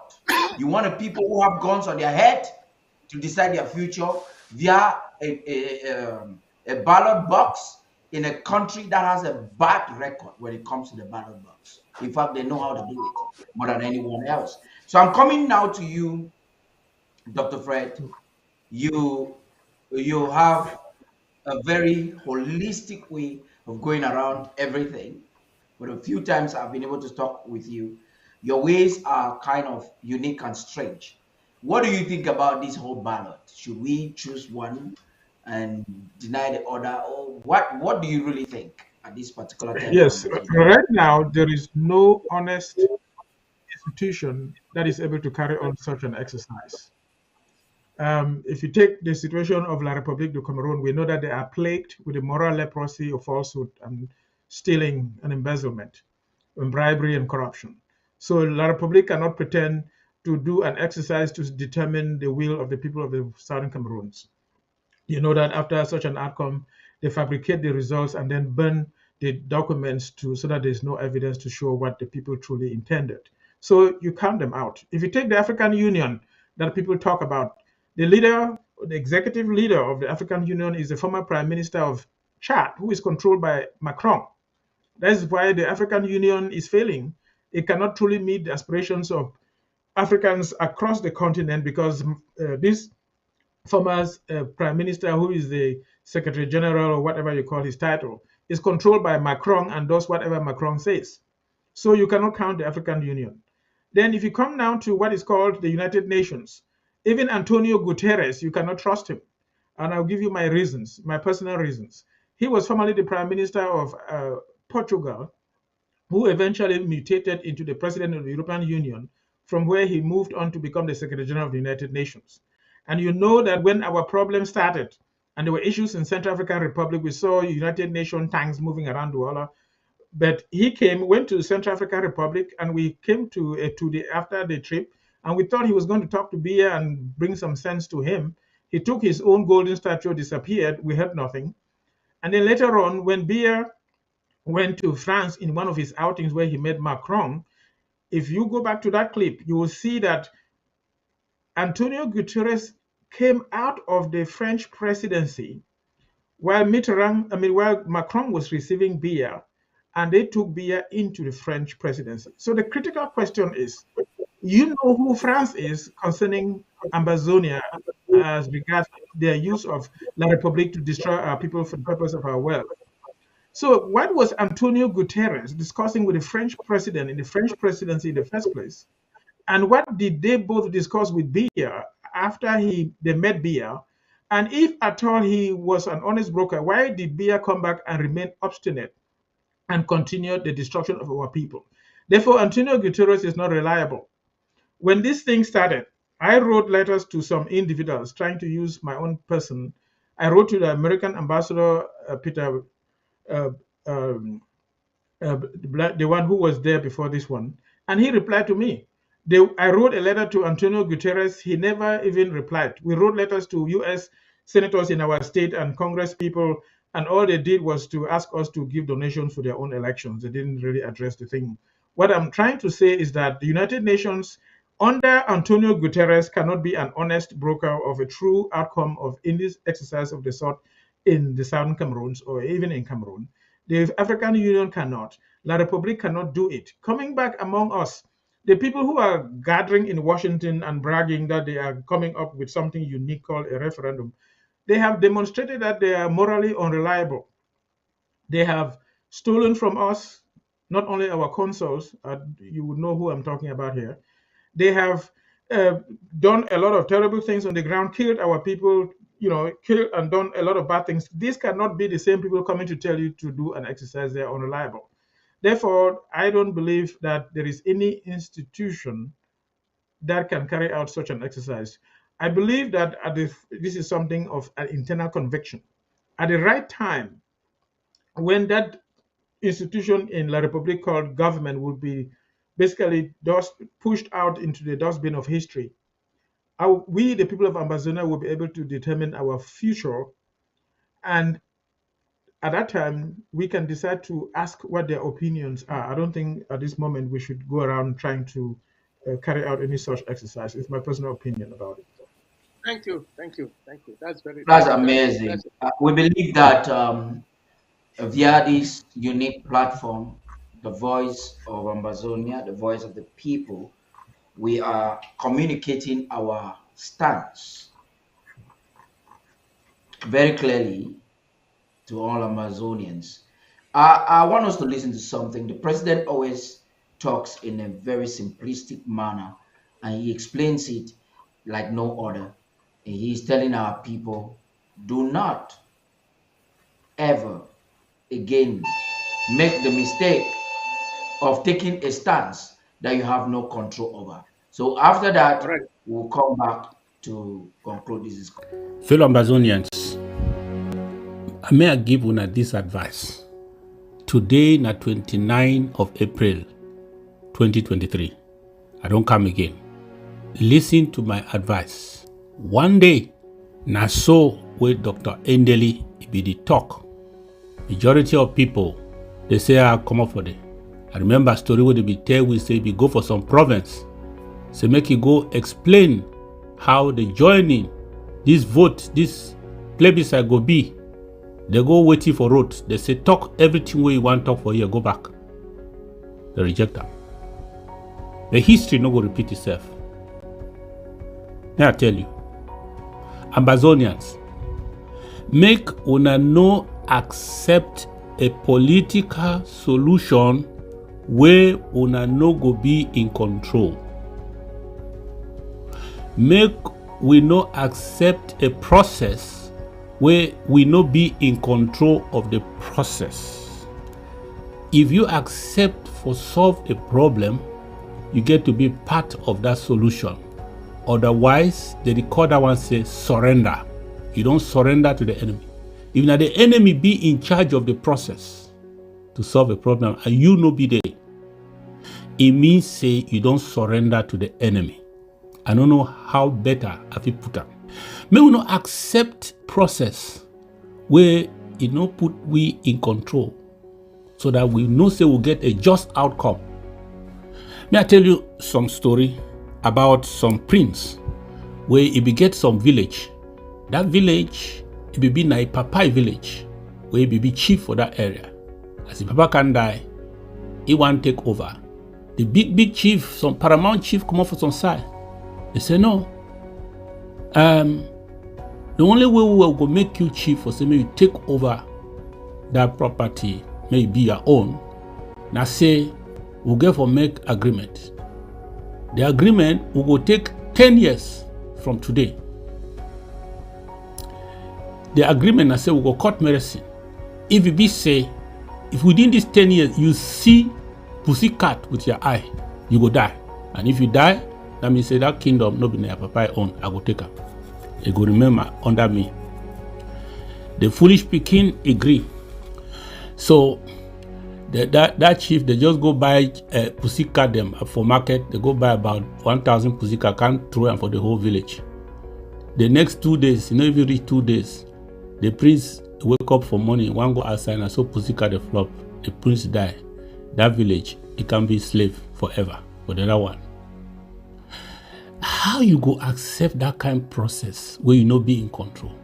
How you go accept that kind of process, that kind of law where you no be in control? La République, they go only accept a process when they are in control. You know why they no be there for Switzerland? Because they be discovered say in Switzerland they don't have control. They run. Because in Switzerland, 2 flags they be there for Switzerland. They look and so they see who be there for Switzerland. They say no, this one we no go fit get our outcome. They deny after 2 years. So delay, they run. La République du Cameroon go only accept a referendum the one way they no say they go rig am. They no fit accept a referendum where they think say they no go rig am, where they think say they no go be in control and they no go fit determine the outcome. They no fit accept am. Anything where La République be favorable towards that thing instead of genuine dialogue, instead of mediation. Anything La République be favorable to where they like them, they go towards that thing. May you know say that the one where they know say they be in control and they fit determine the outcome. They fit rigor. Because he don't understand the international community no fit force you for duty where he no want do. He be denied for Switzerland. International community be force you. No. Everywhere where you don't deny saying they go, international community be force you. No. He no say international community where they say they know they exist. They now with he. So he go only accept the condition where he favor you. If some Monday the dream say some kind of referendum, they will come force them down La République their throw away. La République will discover say they don't lost control. That means say you never know the struggle. You never even know the struggle. Now lie. May I teach you again something? See, why did they give people the referendum for different countries? They give referendum now for decide if they fit give a particular group of people independent or not. Now the reason that way they give referendum, why they fit give a particular people independent or not. But when you don't already be independent and another country come take over your country, they call that one say annexation. They go give referendum again for determine say you be independent before the annexation or not. Why you go need a referendum where your own fight now a fight for recognition? Where you the fight say because I don't already be independent, I dey look for recognition now. Then you say you are independent. No, the people where they want to recognize you or not, if they are interested, may them make a plebiscite so that they go decide whether based on the result they go support you or they not go support you. You don't need a referendum for decide whether you are independent, not true independent, or you are independent, not be not true. Which kind referendum that? You don't need referendum to decide whether you go be independent if you are already independent. That means say That people where they talk say, they now stand for referendum, not for recognition, not for restoration. May they move restoration for their name. May they move recognition for their name. Because they stand for referendum. When you stand for referendum, that means you don't forget about our argument of resolution 1608. You don't forget about our argument in which way we happen for Fumba. You don't forget about our history of 2 states of equal status. You don't forget about that. You know, they see this struggle again like colonialism, where la Republic colonized way. You know, they see this struggle again like annexation, when all this one are crime them. I don't tell when I say, when somebody commit crime, they carry it go for court. For court, they're not doing an election for know whether it do good or bad. They decide according to the law whether it do good or bad. Anybody who don't talk say this thing they so not through La Republique their referendum, where we go know whether we'll be independent or not. That means say they don't declare say we never restore we independent until La Republique give we a process where we go follow and we determine whether we will get independent or not. Yes, 2 states of equal status according to the United Nations. One get for give the other one referendum for know whether it will be independent or not.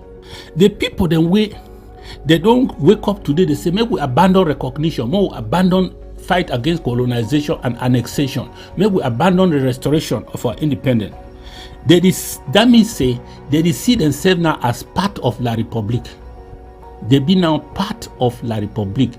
In fact, northwest and southwest region of La Republique. Now so they see themselves now. So this northwest and southwest region, may we start calling them northwest and southwest regionians. Yes, of Cameroon. Now so they see themselves now. That means say these people they see themselves a part of La Republique. Now that the ones say, make them put themselves together, make they beg La Republique, for a referendum, something where they not be in control of. I tell you true, that one I really surrender. You go beg man where you know the hear beg. You go beg man where you no care about you. You go beg man where if he bond 400 villages, slaughter 50,000 people, you don't care about you. He kill innocent people, then draw them for inside their motor, shoot and kill. You want say you want go begging, may he give you some political process where you go feel make you be independent. They go use La Republique birth certificate for register people. They go use La Republique ID card for register people. La Republique will give ID card for your own people who want give. It will give a birth certificate for your own people who want give. After all, many of our people, 1.something million people plus IDP, they don't run. They know, it makes sure they don't give them no paper. They go give paper them for a singer. They will give paper them for Bulu. All people them where they will come up from every side, can plan them for all that village where they don't burn them. How you go accept for get independent through a process where you no be in control of?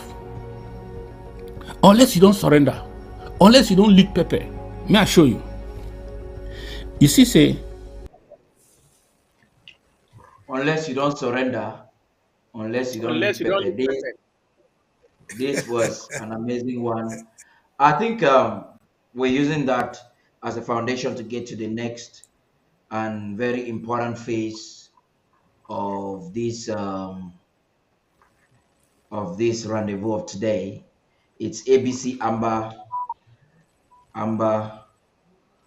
TV Day in the making. We're going to have the grand one of it next week, but we thought that today something should start, and I would like to give the floor to the others.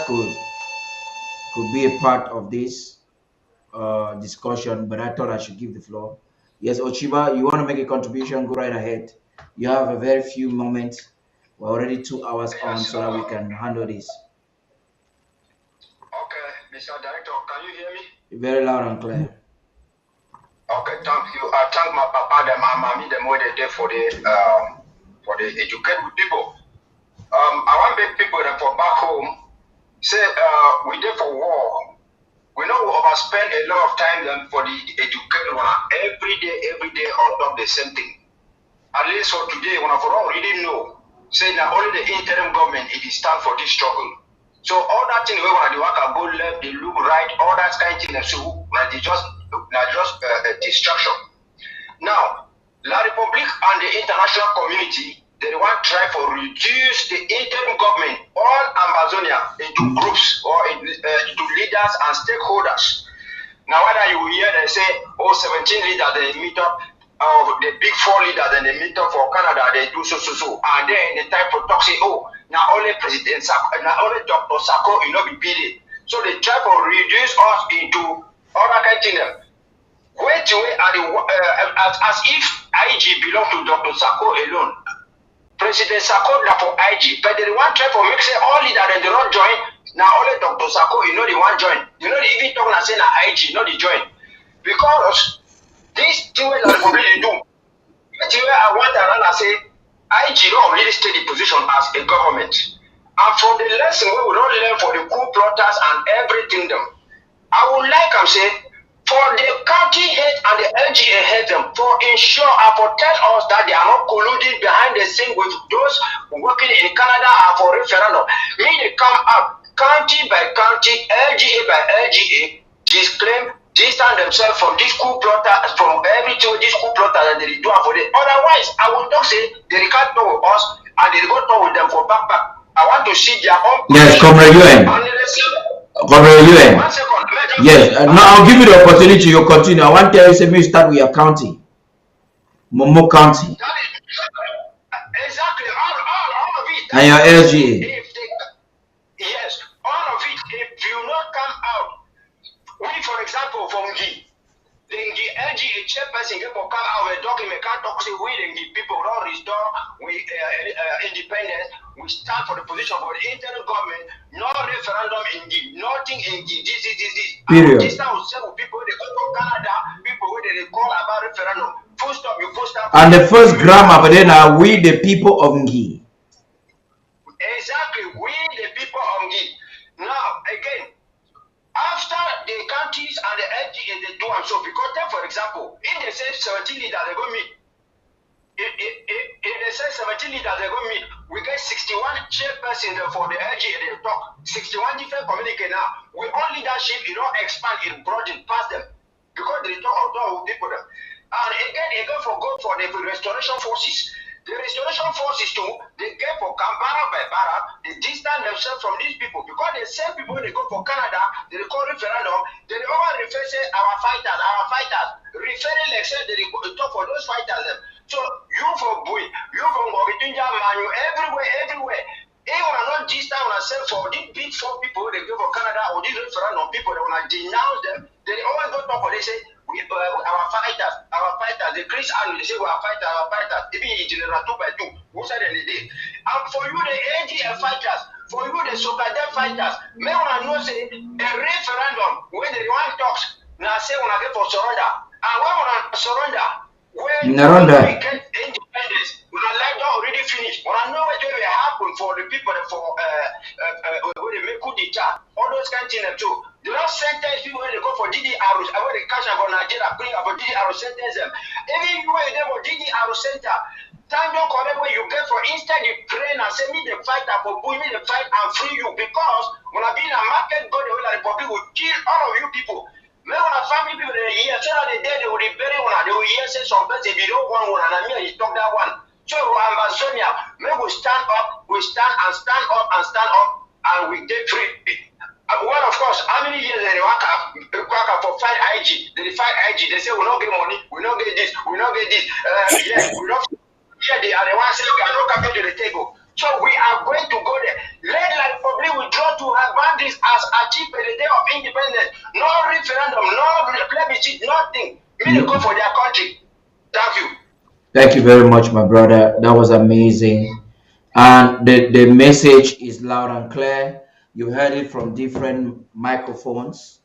Unless you want me that Jesus come back and talk. But Jesus never can't talk about referendum and plebiscite. Jesus go to come back.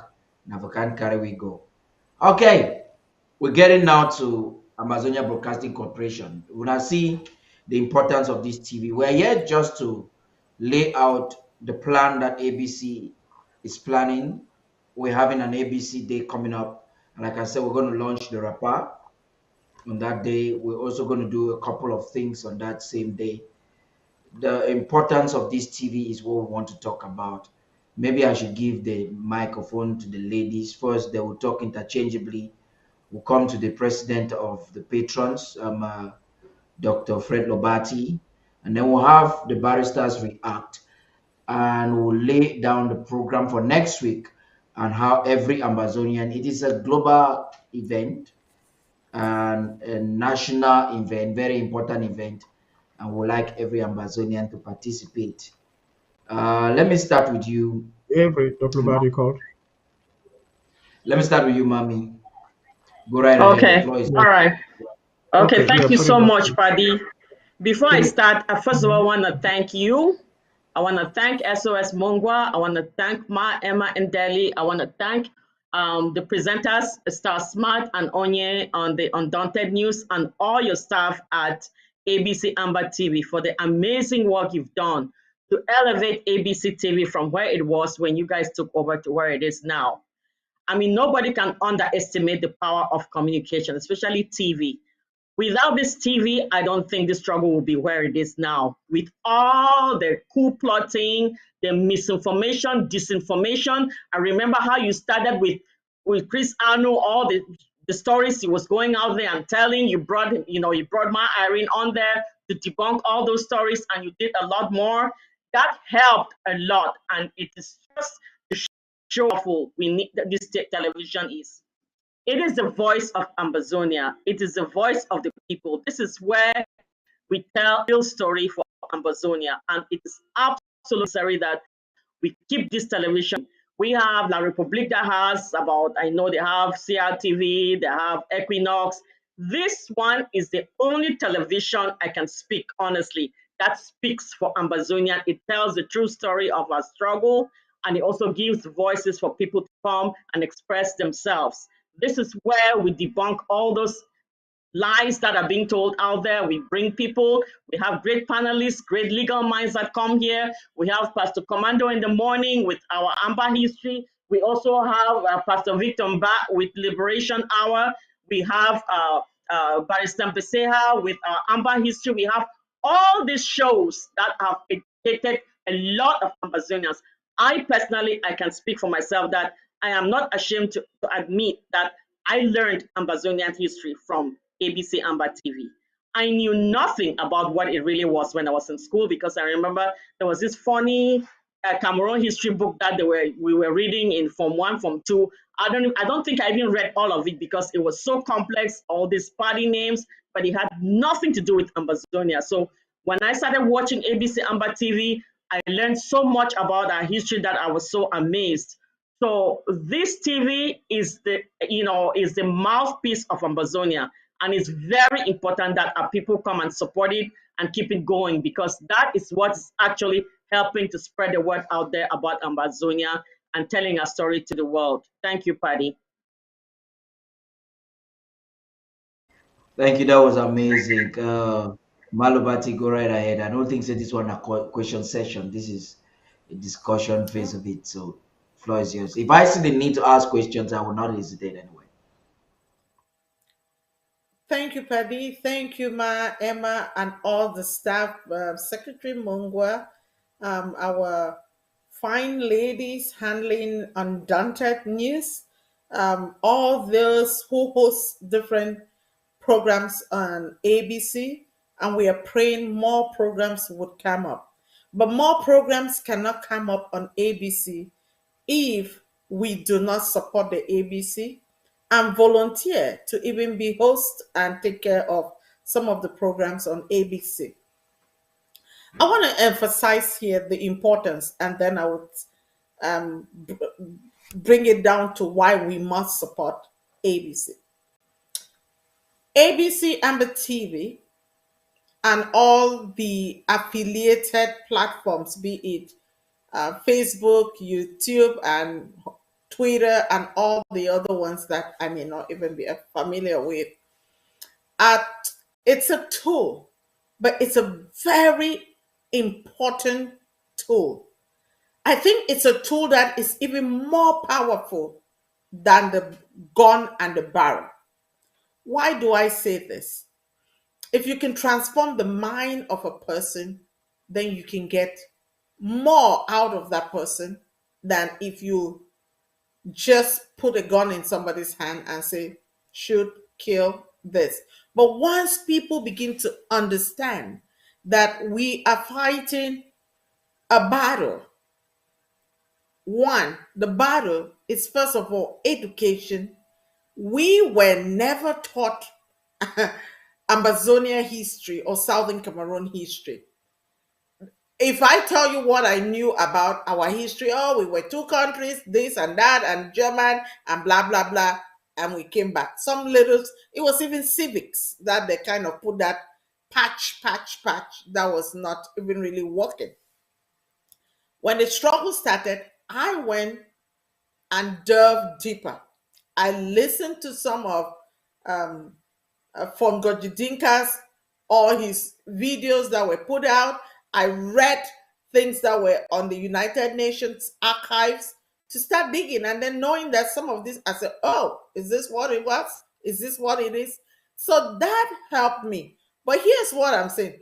If you don't know your identity, somebody will give you an identity of how and who they want you to be. But by having ABC, we've educated our people to know who they are, to know who is their enemy, who is their oppressor, and how they can fight back, and to know what their rights, their human, God-given human rights are, and to also understand the legality of what has the injustice that has been done to us. So that is one of our weapons that we use to fight this struggle to get into the ultimate end of having our sovereignty. The second one is diplomacy, and the last one is what the self-defense aspect that is happening on the ground. But none of this will cut across as having the power of information, because in providing information, once you know the truth, when a lie comes, you can throw it out. There is a saying that you don't teach people to look for counterfeit, you teach people to know the genuine thing, and once they know genuine thing, what is genuine, they can easily spot out counterfeit. We've had a counterfeit union which was fake, and now that we know the truth, we are living by the truth, and that truth is setting us free. So please, please, please support ABC. Become a member of the ABC Amba the club. Become a club member, and if possible, also be a patron. A patron is one that would come up to a certain level of financial commitment, as well as recruit other people and be an advocate to get more people to support ABC. So I really appeal. Just watch, do something about watching by supporting it so that it stays on the air for everyone else to learn. Thank you. Thank you very much. And I will be leaving from Dr. Lobati to Dr. Lobati. Dr. Fred Lobati, thank you for, I think this is the rare time you've ever been with me on the same panel on TV. You always with Pastor Commando and others to discuss very important and pertinent issues. Lots of Ambazonians don't know you either because you are the man of the House Speaker, this brave woman. I'm sure a lot of Ambazonians would have wanted before now to know, but who is that husband? I am doing free, I'm showcasing it today. You are not a person who really likes to be flunt about, so you may forgive me for doing that. And you are very determined and very passionate. When I'm using the word passionate, it makes me to think about Tibonach. You're very determined and very passionate to ensure that for whatever reason, ABC Amba TV must not die, and you're committing a lot with your family monthly, a minimum since this year started. Even before last year, you were doing so much. Since this year started, you're committing a minimum of $1,100 or $200 every month as a patron, um, to make sure that we exist. You even did more than that this month. That was so amazing. My question to you, perhaps your feeling, your objective may inspire somebody who might not be seeing what you're seeing. Why are you so crazily engaged and passionate in this vision of having a TV of a people who are on exile, and they will be discouraged by top politicians? They don't even know if they're going to get their nation any day soon, but you are just so much involved. The Bible calls people like you sons of consolation. You just believe that ABC Amba TV must not be closed. When you speak, when you are committed towards it, what is your driving force? Well, I'm a genuine Christian, and the Bible says that where your heart is, that's where you put your money. So the situation with Ambazonia, if you truly have faith and believe in our cause, and you are not somebody who is tainted by all the falsehood or bribed easily, you will also do what your heart tells you to do. And so I think that I have faith in our cause. I know that we are going to have our independence. I personally believe that ABC TV is the channel that speaks the truth among the children of Ambazonia at this time. And I believe in the future of ABC, that it will get stronger and stronger and overshadow all those falsehood channels you see in La Republique, like CRTV, Equinox, whatever you can name them. Basically, is going to become so popular and easy to get on your phone, in your TV, and otherwise, that a simple Amazonia will turn to ABC all the time for truth and for information and education. And that's what I believe in. And it's going to get even better than that. Therefore, I'm appealing to everybody. If you believe in what we're doing, if you are on the side of truth, put your hand where your mouth is and contribute to the cause of ABC. It does not matter how much you put in there. Be faithful and truthful about what you give. Be happy when you do that. Don't have a grudge in your heart when you give whatever you give. Do so joyfully. And if you can do even more, we know we cannot get a large crowd. So we say that those who are willing to commit, if possible, $500 a month, $200 a month. We're trying to not have a large crowd.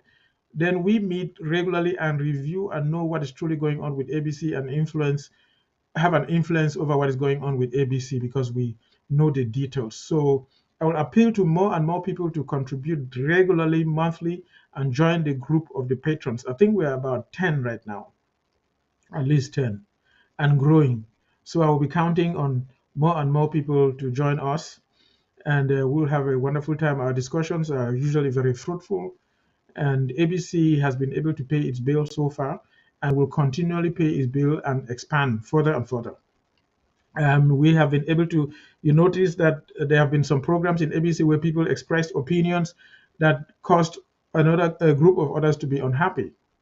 That is normal. It's just like the relationship between a man and a wife, everybody has their unique characteristics and qualities.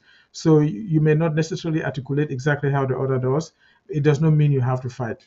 So when we have differences of opinion expressed in ABC, you can tell that the people have the same compass direction. They have the same direction to Boya. They're just expressing it differently. Let us not fight each other. And therefore, what we have tried to do is we've created an editorial board that will sit down. Right now, there are 7. We'll try to expand it. I think it should not be more than 10, is my personal opinion, where they sit and watch all what is going on with ABC and discuss and give guidance so that, ABC can say that the opinions expressed here do not necessarily reflect the editorial policy of ABC. So, for example, if somebody says we should become friends with China or North Korea, that and is truly convinced about it, is their personal opinion. You can have a person like that who wants to go to Boya. It does not mean they are our enemy. While another person believes we should be strong friends with the United States or Canada or New Zealand, nothing wrong with that. But ABC will have its own policy by which it stands. So if there's any legal challenge, we pray it never happens. ABC can say this is the editorial policy of ABC, therefore the opinions that were expressed do not reflect the opinion of ABC. So I'm very passionate about it, and I pray more and more people join our group and commit yourself. It may just mean tightening your belt a little bit and sacrificing a Starbucks here or an extra meal out, and you will be in. So I'm moved because I believe that our cause is just and right and will be actualized. I believe that's going to happen. Just listening to Dr. Lobati, you realize that, thank you very much, sir. You realize that an editorial policy is not about you influencing an agenda on TV that you want. It is a legal document. And it's Yes. imperative that ABC, Amba TV gets to put like minds together, those who understand broadcasting in a very broad based, and those who understand Ambazonia and how we can adapt what has worked and what can work to have a legal document, a document that is legally binding, because we might have a litigation and we say, okay, this is our editorial policy, it is not in conformity.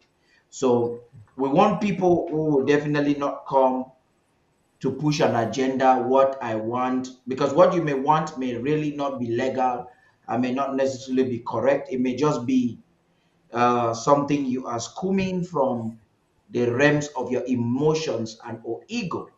So fortunately, I have lawyers, and you have really paved the way for them to intervene. These two are always there every time we call. Barrister Fru can be with us all week long. It's just because of his week. Barrister Fru and Barrister Mbesa, there are times we're deciding that we're going on air 5 minutes before time. Immediately, Barrister Tim sees my message, Barrister Fru. They don't ask, they don't give an excuse. They just connect. There are sometimes Barrister Fru is like, I have to go to work now, but I will do it now, Paddy. I don't care even if I go late. And they're so passionate. They are not just available to educate our people. The both of them are donors. In the month of January, the both of them stepped up their monthly dues. That's club, I'm sure, for $25 or more each, both of them. And think about it, if we have our parents like this doing much, and then you are a youth generation, you are some noisemaker, you don't see the need. I like the scripture Dr. Lobati gave. It says a man's giving can be used to question where his heart is. That's why it's easy to find a man. Please, a man here, it's rhetorical, it's not necessarily man or woman. You can use that to really judge. If you have a woman or a wife you cannot give, be committed towards, then your love should be questioned. If you cannot give to ABC, you're not interested to see ABC grow, then your opinion should be questioned. I will start with you, Barrister Tim, please. Okay, thank you. I'll start from the side of the compliments, especially that Dr. Lubati listened to me. What has come up now is interesting.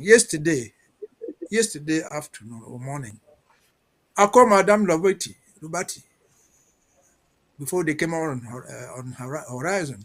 What talk about the whole thing? I said, how do you get these things so all the time? He said, no, I don't sleep. I'm about 5.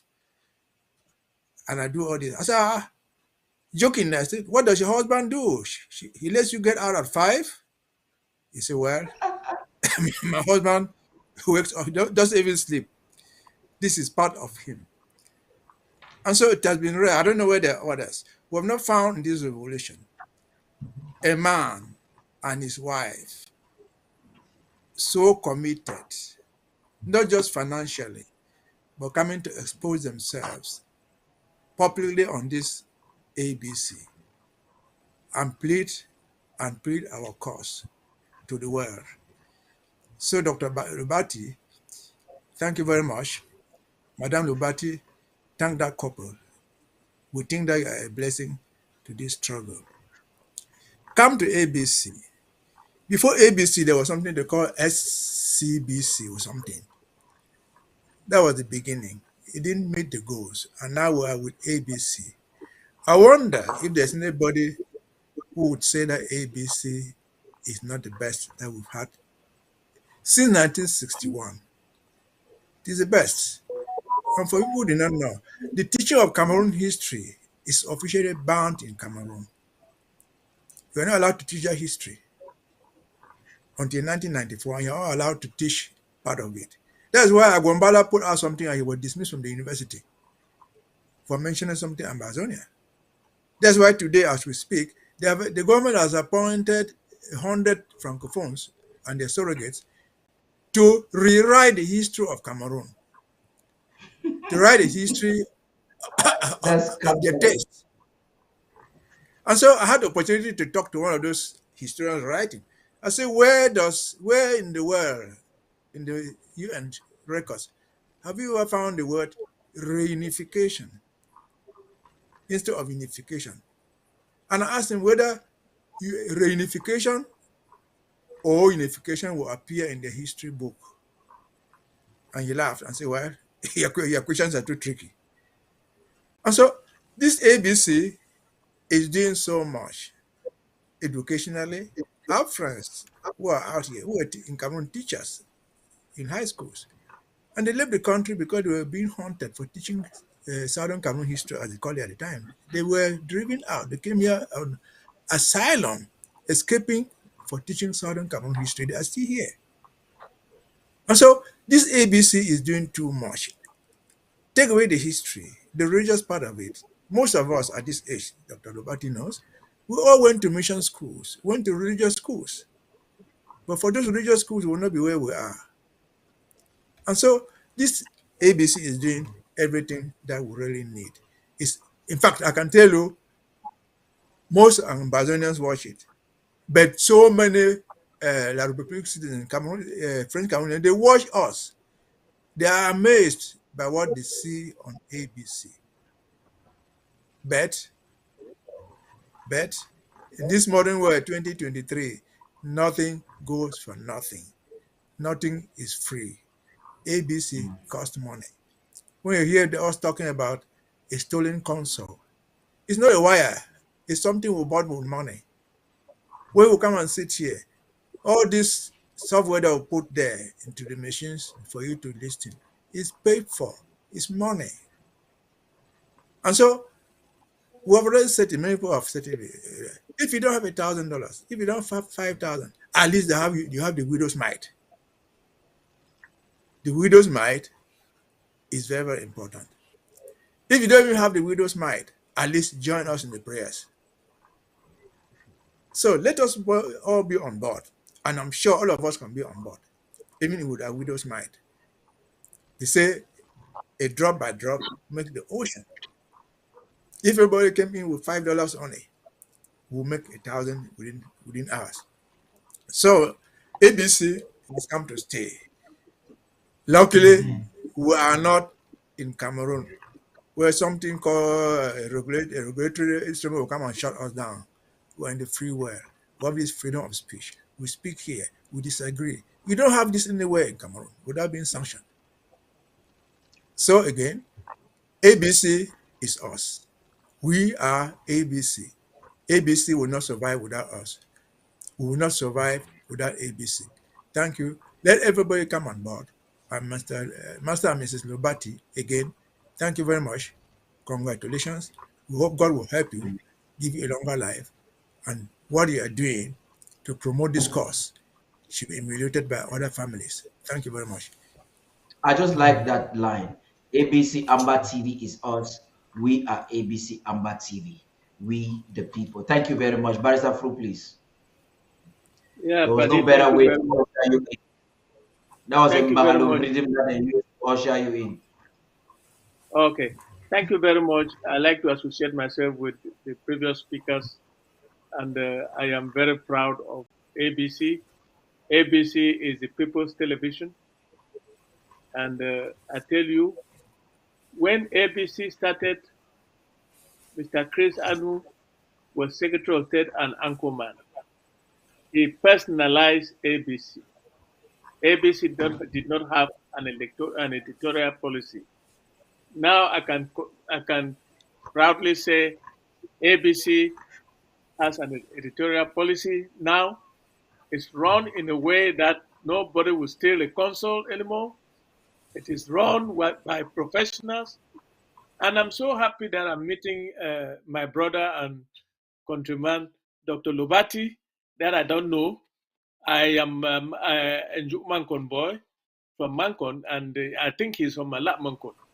But but that said, I'd like to congratulate him and his wife for piloting the financing processes of ABC. Buddy, I have never said this to you. You are a real journalist, and you do a fantastic job. The type of people you bring to interview, it can only be on ABC. I would not want to die without seeing Ambassador Arikana being interviewed by you. I would not die without seeing a man like Julius Molema interviewed by you. Those are prominent Africans, and I want to tell you that I have a friend, a classmate of mine from Sacred Heart College, who is retired and lives in Andek, and I can tell you that the whole of Andek is watching ABC. He has his antenna, and the villagers improvise an antenna using this electric bulbs that have been discarded. And I tell you, ABC is being watched in the home front. More than 80% of the home front watches ABC. And ABC has come a long way. And I'd like to thank all the staff, beginning with the Director General, Emma Ndele, down to everybody, down to those who run programs like the Horizon, like Amba History, Pastor Commando, like the Reverend Victor Ma, and I tell you that ABC is furnished. The programs are very good, and there's no program on ABC that is underrated. And I tell you, even though some of us came to this our second coming to this country, like refugees, but we will do everything to put our money where our mouth is. We will continue to contribute for ABC Amba TV to become the BBC of Ambazonia, well, like the BBC of England, of the UK, like C-SPAN of the United States. I'm telling you that you are not very far from it. CNN has not. You have nothing to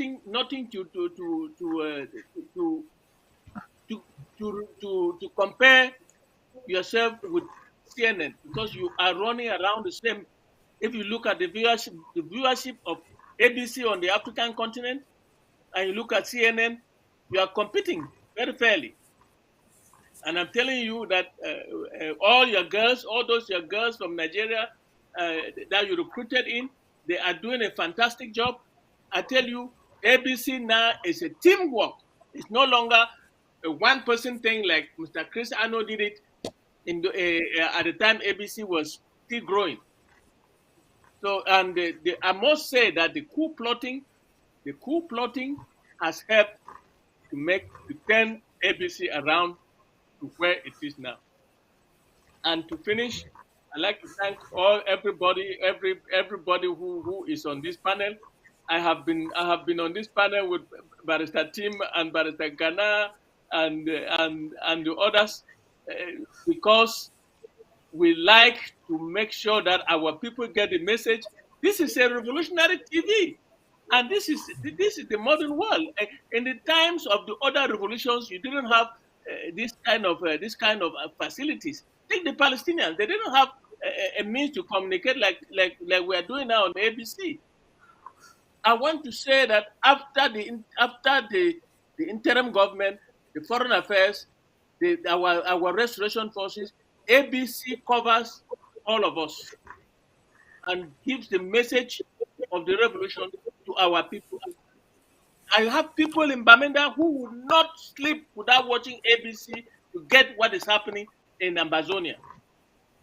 I'd like to finish by thanking everybody that is involved in this edifice called the ABC Amba TV. Thank you very much.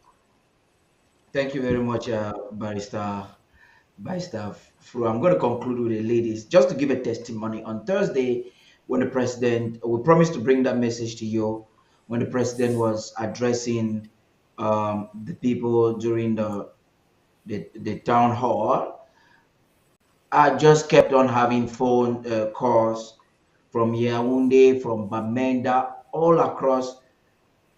Only for me, they were the ones informing me that we are not on air. And before I realized it, checking our studio in Washington, we had a power failure on something. So we were off air for just about 30 minutes and my phone was just buzzing. Just to tell you how much our people are looking up to us for entertainment, infotainment, revival in this struggle. We appreciate your time, your dedication. That is a responsibility that we take very, very seriously. Thank you all very much. All those who are supporting us, you're on Facebook, you're on YouTube, sharing. Let me give you a secret. Every time you share, either on your page or in a group on Facebook, what you're doing is, if you have 1,000 friends, you're informing Facebook algorithms that it is vital for them to inform your community that something about you is important, because it's a social platform, and whatever is important to you, they want to inform your friends. Unless you tell them, don't inform them. So when you don't share, you don't like, you're telling Facebook to tell your community that you don't want the world around you. Everybody has a world. That you don't want the world around you to be aware of what you're watching. So be committed towards, it's an honorable duty for you to share every little bit of our content. Every time you share, you're sending a message to the world. It's not just about you sharing for us to have instant views. It's about you telling Facebook and their technical department that this is important to you. And if they want you on the platform, then they have to take it seriously. They will naturally promote the image of that same content anytime it comes. They will inform you, hey, this thing you have indicated to us that you like, we're bringing it back to you. So it's important. You might just be sharing. Every time you share, it's important. We are making progress. We are adapting. We're trying to bring the information to you in the most soluble form possible and the best way you can get it. It's a learning curve. It's a partnering curve. We partner. And the vision of the president about on ABC is very big. It's not a local channel.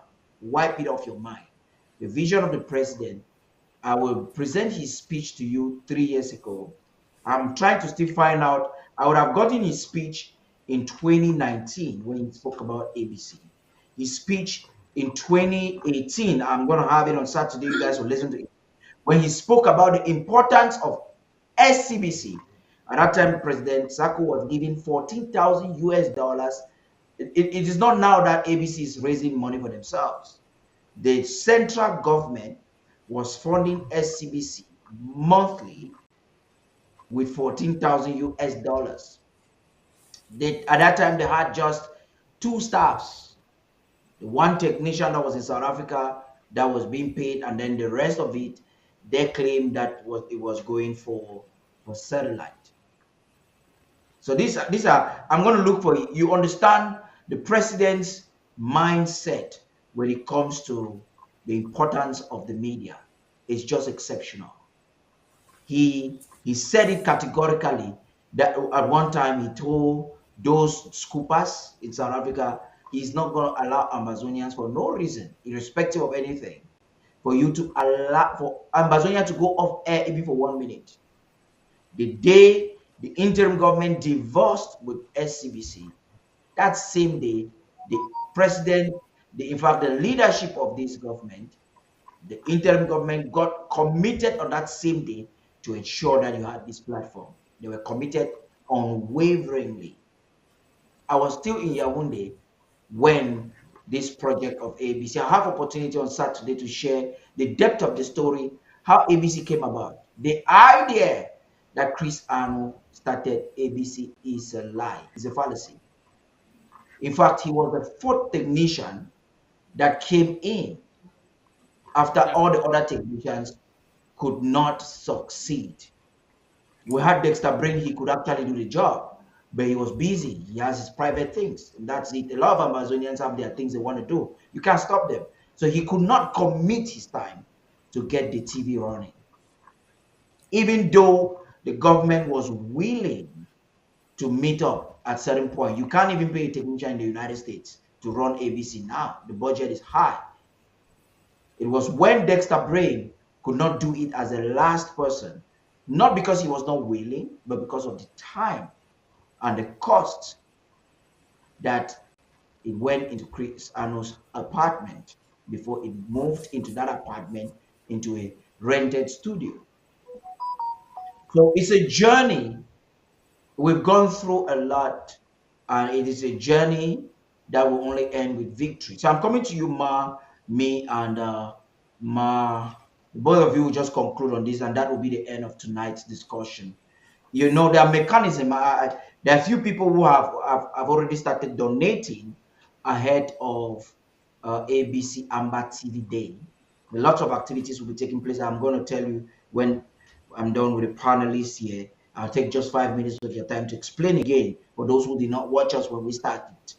What are some of the mechanisms you think we can get to attract those who are willing to give, to entice them? I understand this person has warned us not to give details of it, but just so you know, we already have somebody who has pledged $5,000 ahead of ABC Amba TV Day. You have those who have donated $500 already.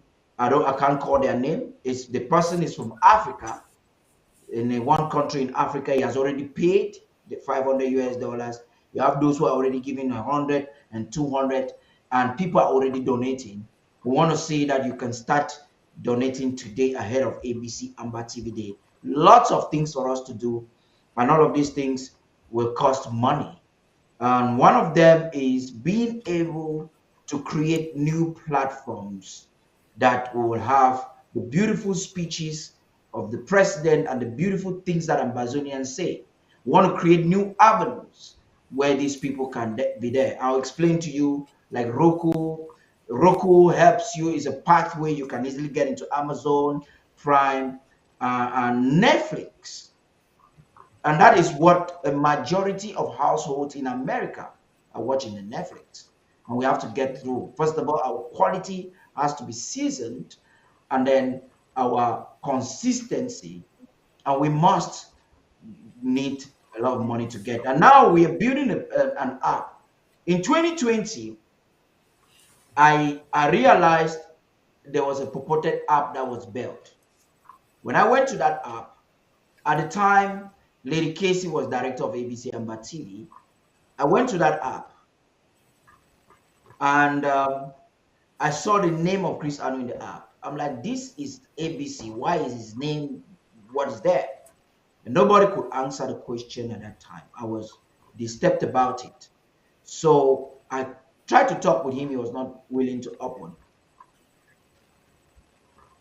We realized that that app was funded. It was just a fraud. It was really not an app. So we're planning to build a global standard app. That's something we've not done, because actually building an app is not building a website. The website you're going there now is world class. We want to transform it into an app. And the app is going to have more incentive things. There are lots of other things we intend to introduce in the app so that we attract you. We're going to see if that app can create a platform where Ambazonians will just be chatting in groups. We can create like the club, there a group there, so that you are not necessarily going on a WhatsApp if you're a club member and you own an app, so that we can control our information. We're not having a third party controlling what our people are saying. Maybe they're quarreling or giving ideas. We want to have an app that is a history making app, and we need you to be a part. This is a history we're making, and you have got to be a part of it. So me and Ma Winnie, I'd like both of you to tell us, how do we encourage people? What are some of those different strategies we can use to get some more people involved, seeing the need of being involved and seeing some benefits we can get with the involvement? Please talk. I'll start with you, Mami, and I'll conclude with the Well, other speaker. Paddy, don't thank forget you for giving me. Barrister Ghana. Don't forget Barrister Ghana. Pastor Ghana is long gone. I see his picture there. He's long gone. I understood that long ago. So you have made my audience to notice what I noticed. Okay. Frozen. It's frozen. All right. Well, Yeah. first of all, I want to thank you all, the panelists. It was really a pleasure being a part of this panel today. And I learned a lot too as well today, even though I was part of the panelists. So I want to thank you all. And then, Paddy, to answer your question, to be honest with you, is just promotion, continuous promotion. And we can also brainstorm and see what kind of shows that we can bring, because it's obviously true. If you look at the shows that come on, some shows get more views than others. I know that our views are being intercepted by, those coup plotters. So it's hard to know exactly what our viewership is. I think we also need to brainstorm to see what kind of shows that we can bring that will attract a lot more viewers. I think that's always a recipe that we can look into, because people watch certain things interest people a lot more. So promotion, trying to think about new shows that we can bring that will interest people more. And that's basically what we can do, because viewership is all about what is presented and how people. One of the shows is Activist Corner with you as the anchor person. Go right ahead. Well, we'll try and see. Like I said, we'll brainstorm these issues. Again, it's always the material that you're presenting and how you present it. I, for one, for example, for me, I love Pastor Victor's show. I never miss it because I love his passion. I love the way he articulates. I love the way he comes full force. It just energizes me. Even when I'm at work, I don't care what's going on. I have that earpiece on. Pastor Victor Amba is on. So for me, that's an example of what is happening, because some other shows I might say, well, I can always watch it after work. But when it's Pastor Victor Amba, I look at my watch every minute to make sure that I'm at least watching or listening to what he's saying. So it's always about what you're producing. People like different things. So we can always come up with that and also promote in all the LGAs, all the forums, and make sure that people are at least trying to join the club and at least supporting ABC Amba TV. So that would be my own suggestion. And I thank you all so much for being a part of this panel today.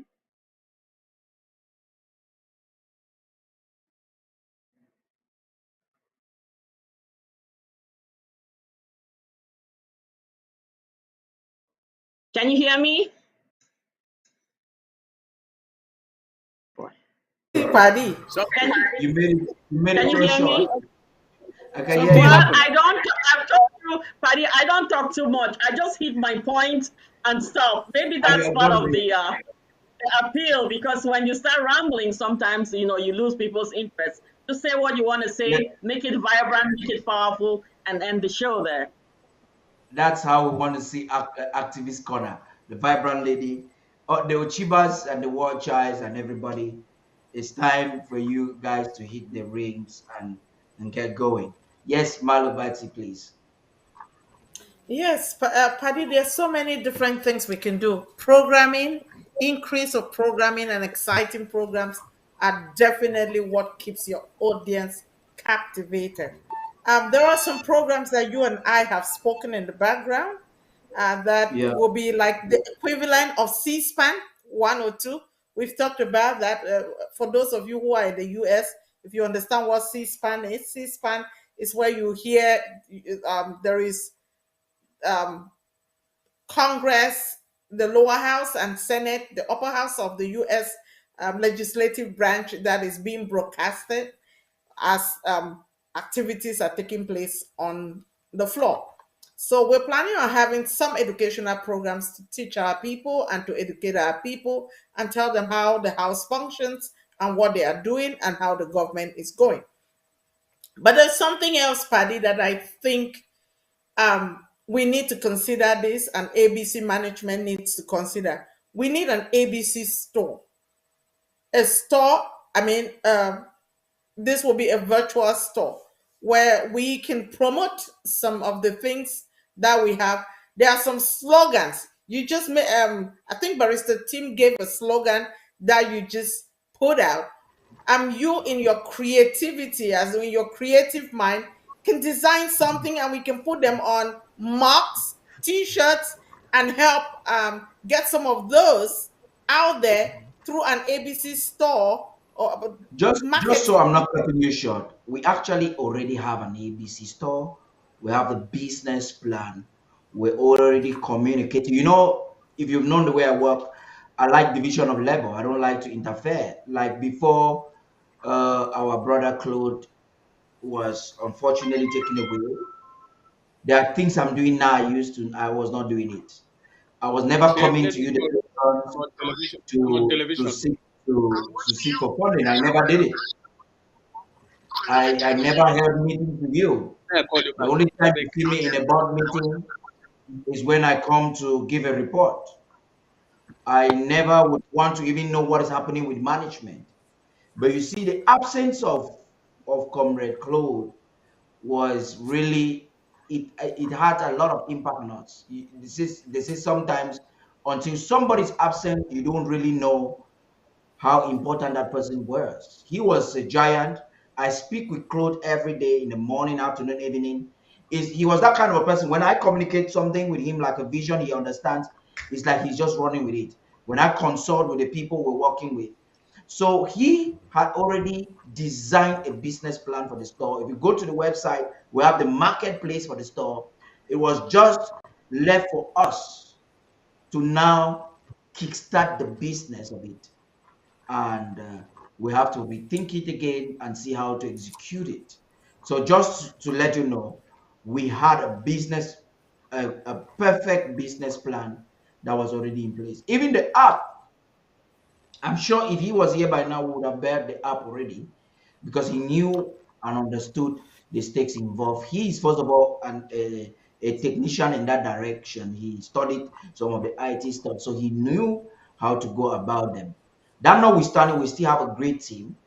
But you know, no matter how great a team is, a team that is playing a World Cup finals like we are playing in Ambazonia right now, with a crucial enemy like Franco Cameroon, you don't want to lose a critical player, even if it is just one. You don't want to have them be given a red card or lose them, because before you stabilize, we're already stabilizing. It's close to 6 months now. We're stabilizing, but it's been challenging since Claude has not been there. It's been challenging. A lot of things have been challenging. In fact, I would give credit, and I'm saying this for Ambazonian so that we can commit something for his family and the families of the others. I'll give credit to Claude that because of his exceptional leadership skills and understanding on how to do what he knew how to do, we were facing the same challenges, but Claude will never ever allow ABC for no reason. He did everything, even if he has to take it from his pocket and then goes to the National Treasury, impose on them to take money. Claude will never ever allow ABC for 1 minute for us to exceed 3 days after month end without rectifying bills. That's how wonderful he was. So I don't know how else. Anytime I want to talk about him, I feel emotional. But we are, I wouldn't say we have lost, but we really miss him. I'm sorry I have to say this, but there's a lot we're going to say about them all. They were like personal friends to me, Claude, Frank, The only person that was not a close friend to me was Langmi. I actually knew Frank. I never knew he was in the struggle, and I knew Frank via my wife's elder sister. He and everybody was talking about Frank, a very nice person, dynamic person. And one day I'm like, hey, you are in this IG. And I've never known. He laughed. It would appear he had known him and didn't even tell me. About 2-3 years ago. You cannot imagine. So we really miss them. Those are pillars. All of you know how important they were. And we asking more people who can be devoted and dedicated to actually come. Malobati, please, just give me a few seconds. Something came to my mind. I've been trying to say it to Ambazonians all week long, and I've not been able to do that until now that it came to my mind. You have misinformation going out there about Manga. That Manga has been detained because she's trying to get arms for self-defense to Ambazonia. That's a misinformation. I've written to Mark Barata and I'm going to send out a public message in this regard. That is a calculated misinformation. Manga has been arrested and detained or condemned or judged and condemned, not because she was trying to, perhaps her intention was to get arms, but because she was trying to get involved with arms business illegally without having a license. The business of arms, of dealing with arms is legal in America. If you want to get involved legally. So the reason I'm reacting like this is because that misinformation has a catastrophe. It can make our people to be afraid to feel that America is disinclined to self-defense. That's not true. If, in fact, many more women that can be bold like Mangam, and you want to get involved with arms to help our people, find out and get counsel as to how to do it legally. So Mangam, BBC reported, Reuters reported last year, no, in 2021, that Edinga has been apprehended for trying to do Osumugo arms into Cameroon without license. So the crime is without license. The crime is not sending arms to Cameroon. Thank you. Ma, please go ahead. Just also for another key thing for those of us who are out here, especially those of us in the United States, I want you to know, yes, we're talking about marketing, having an Amber store. It's not to make money and share profits, because ABC Amber TV, it's a not-for-profit organization. So whatever resources you give, you are entitled to have annually at the end of the year or by January 31st, the documentation of your contribution to a not-for-profit organization so you can claim taxes or claim it on your taxes. So please, if you're within the US, don't hesitate, give, and also you will be getting the documentation appropriately that you can use for your taxes. They have a tax ID, and they are a not-for-profit organization with a board in place. So that notwithstanding, I may just want to say, as a woman looking at what Mangang is going through, I want to say she is a passionate woman who wants to see Amazonia liberated. I don't know her personally, but seeing her passion, even we may be at different in different, let me call it, we may stand for different things, but there's one thing that we have together in common is Amazonia needs to be liberated and to have its freedom and sovereignty re-established. That was literally stolen from us at its inception when it should have been that way. So Manga has not changed. I listened to an excerpt that her uncle did, Ambe, and also a little bit of what Chris Anu interviewed her on his ABS platform. But just to let you know, she is a sister of ours, just like Agbobala is a brother of ours and has his own views. People are entitled to have differences of opinion, but honestly, I would rather deal with Mangang than with the Agwabalas who do not care much about the total restoration of our statehood. So keep Mangang in your prayers, keep her family also in your prayers. But yeah, ABC, support ABC, you will get a tax deduction credit at the end of the year. And so don't hesitate. It is our TV. It is the TV of every Ambazonian, whether they like us or they don't like us, whether they support or they don't support. But we all need to put our hands, if all hands are on deck, the growth will be exponential. I know that because I think I have a little bit of idea some of the things. It will not just be ABC Amba TV, it will be a network of so many TVs on almost all the continents of the world. Thank you. Thank you very much. I've kept you all for close to 3 hours, and I think I should let you go. I must say thank you. The program given to me by Ma Endele, I don't know if this has been communicated to all, is well, we're starting. The president and the Secretary of State for Communication will be sending out posters right after now. We're working on the posters and the publicity for the program. Amazonians, make sure that before the president is up 10 minutes, we should have at least 1,000 people viewing him on Tuesday. The president and Dr. Mungwa is a comeback. Dr. Mungwa has been away for close to 2 months for some personal reasons. We thank God he went through it successfully. So we are starting the ABC Amba TV Day. I would say it's an ABC Amba TV week. So this week, every program that's coming up, you need to tag ABC Amba TV Days because it's an ABC Amba TV week. So Tuesday, the president at 8 p.m. Amba time will be live with Dr. Mungwa for an exclusive state of the liberation movement. It is the unwavering position of the IG. You want to know what is new. You know, every time the president comes up, there's just something new. You just want to know what is it that is new. On Wednesday, we're going to have another mobilization program on TV.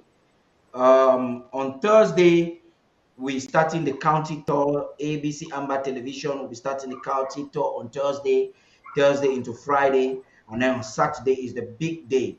We normally were supposed to have a press conference on that same Saturday, international press conference, but we cannot have a press conference on a Saturday. It will play negative on the impact we want to create. So we're shifting it into Monday immediately after the ABC Amba TV Day. There's an international press conference with the president, and the president will be articulating to the international community and to the international press our position. And also they'll be launching a new website for government on that same day, I'm sure, maybe before or then. The office of the president, I can't give you a hint about that website, but it's part of one of interim government's website. It's an amazing, President Sako is always a step ahead. We have President Sako built the first website. It was hijacked by scoopers. This next website, now Coopers. But now, should we stay in the same pedestal with them fighting federal government, something kind of website? The president thought that we should just take it to a whole new level so that anybody that's coming is coming from behind. And all of these websites will be interconnected and interrelated. I'm talking about the Ambazonia government website that you already know, the new website that the interim government has released, and also the ABC website, the AID, very important website. If you're not connected, we understand some of you are facing challenges to subscribe for AID. Those challenges, technicians are working tirelessly, sleeplessly to make sure that the payments or your payment platform is facilitated. So keep trying. If you try to subscribe, you can't, send your money via Zelle or PayPal or Cash App to Amberland Humanitarian.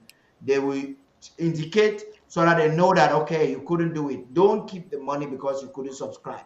We're working on it. It's because of the sophistication of that website and the purpose and the need to have it secured that we have some of that complexity. So I just would like everybody to tell Ambazonians bye-bye, and as I let you people go, I'm sorry for reading all of these announcements, still keeping you on the screen. Thank you for so much respect, and nobody is grumbling. Thank you very much. Thank you, thank you, thank you, and may God bless you. Good night. So, fellow Ambazonians, it's a week that's going to be like no other week, and you are going to be a part of that week. If you want to donate for ABC right now and you don't know how to do it, I'm going to send you, I'm sure you would have seen this a couple of times. You can use any of these and start your donations for ABC now. Be a part of history. You cannot be absent. You cannot, when they're writing this history, you cannot say, I didn't do anything because I didn't have the ability to do anything. You can do something. I can tell you a portion of my story.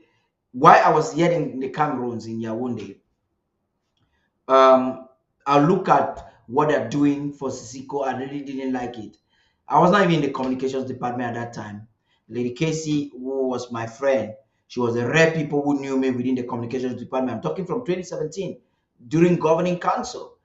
And she'll call me. You really need for can't join me. You need for help. We really need you. All the things you do. You know, I didn't wait to I was not just talking what I didn't like. I did what I thought was right. So we would rather prefer more doers than talkers. Do us the due diligence to do more. Once you engage in doing more, you realize you're going to talk less when it comes to mistakes, because you understand the challenges that are involved in executing anything.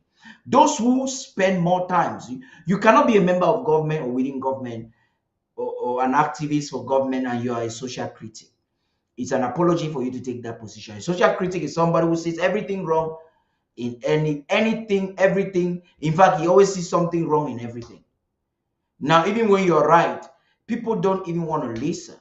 You are doing a disservice to nation. You're doing a disservice to ABC Amba TV. Maybe just do. If you really know something, just do it. Or you consult. Why haven't you people done this? Perhaps you might just be told the challenges that are involved and why, and then you might even see more reason why, or you might just know somehow or somebody or something that you can tell us that's going to make us do this. This is a collective and we can do it. Until next time, I'm Tapa the King. I want to tell you good night and bye-bye. Payment method: www.abcambertv.com/donate. ABC Amba TV payment channels: Cash App 202-650-2216, Zelle 240-486-8768, Ambazonia Broadcasting Corporation. PayPal payments at abcambertv.com. Contact us today. info@abcambertv.com. Facebook ABC Ambazonia. You can call us on 124-048-68768. www.abcambertv.com. Payment method: www.abcambertv.com/donate. ABC Amba TV payment channels: Cash App 202-650-2216, Zelle 240-486-8768, Ambazonia Broadcasting Corporation. PayPal payments at abcambertv.com. Contact us today. info@abcambertv.com. Facebook ABC Ambazonia. You can call us on 124-048-68768. www.abcambertv.com. Payment method: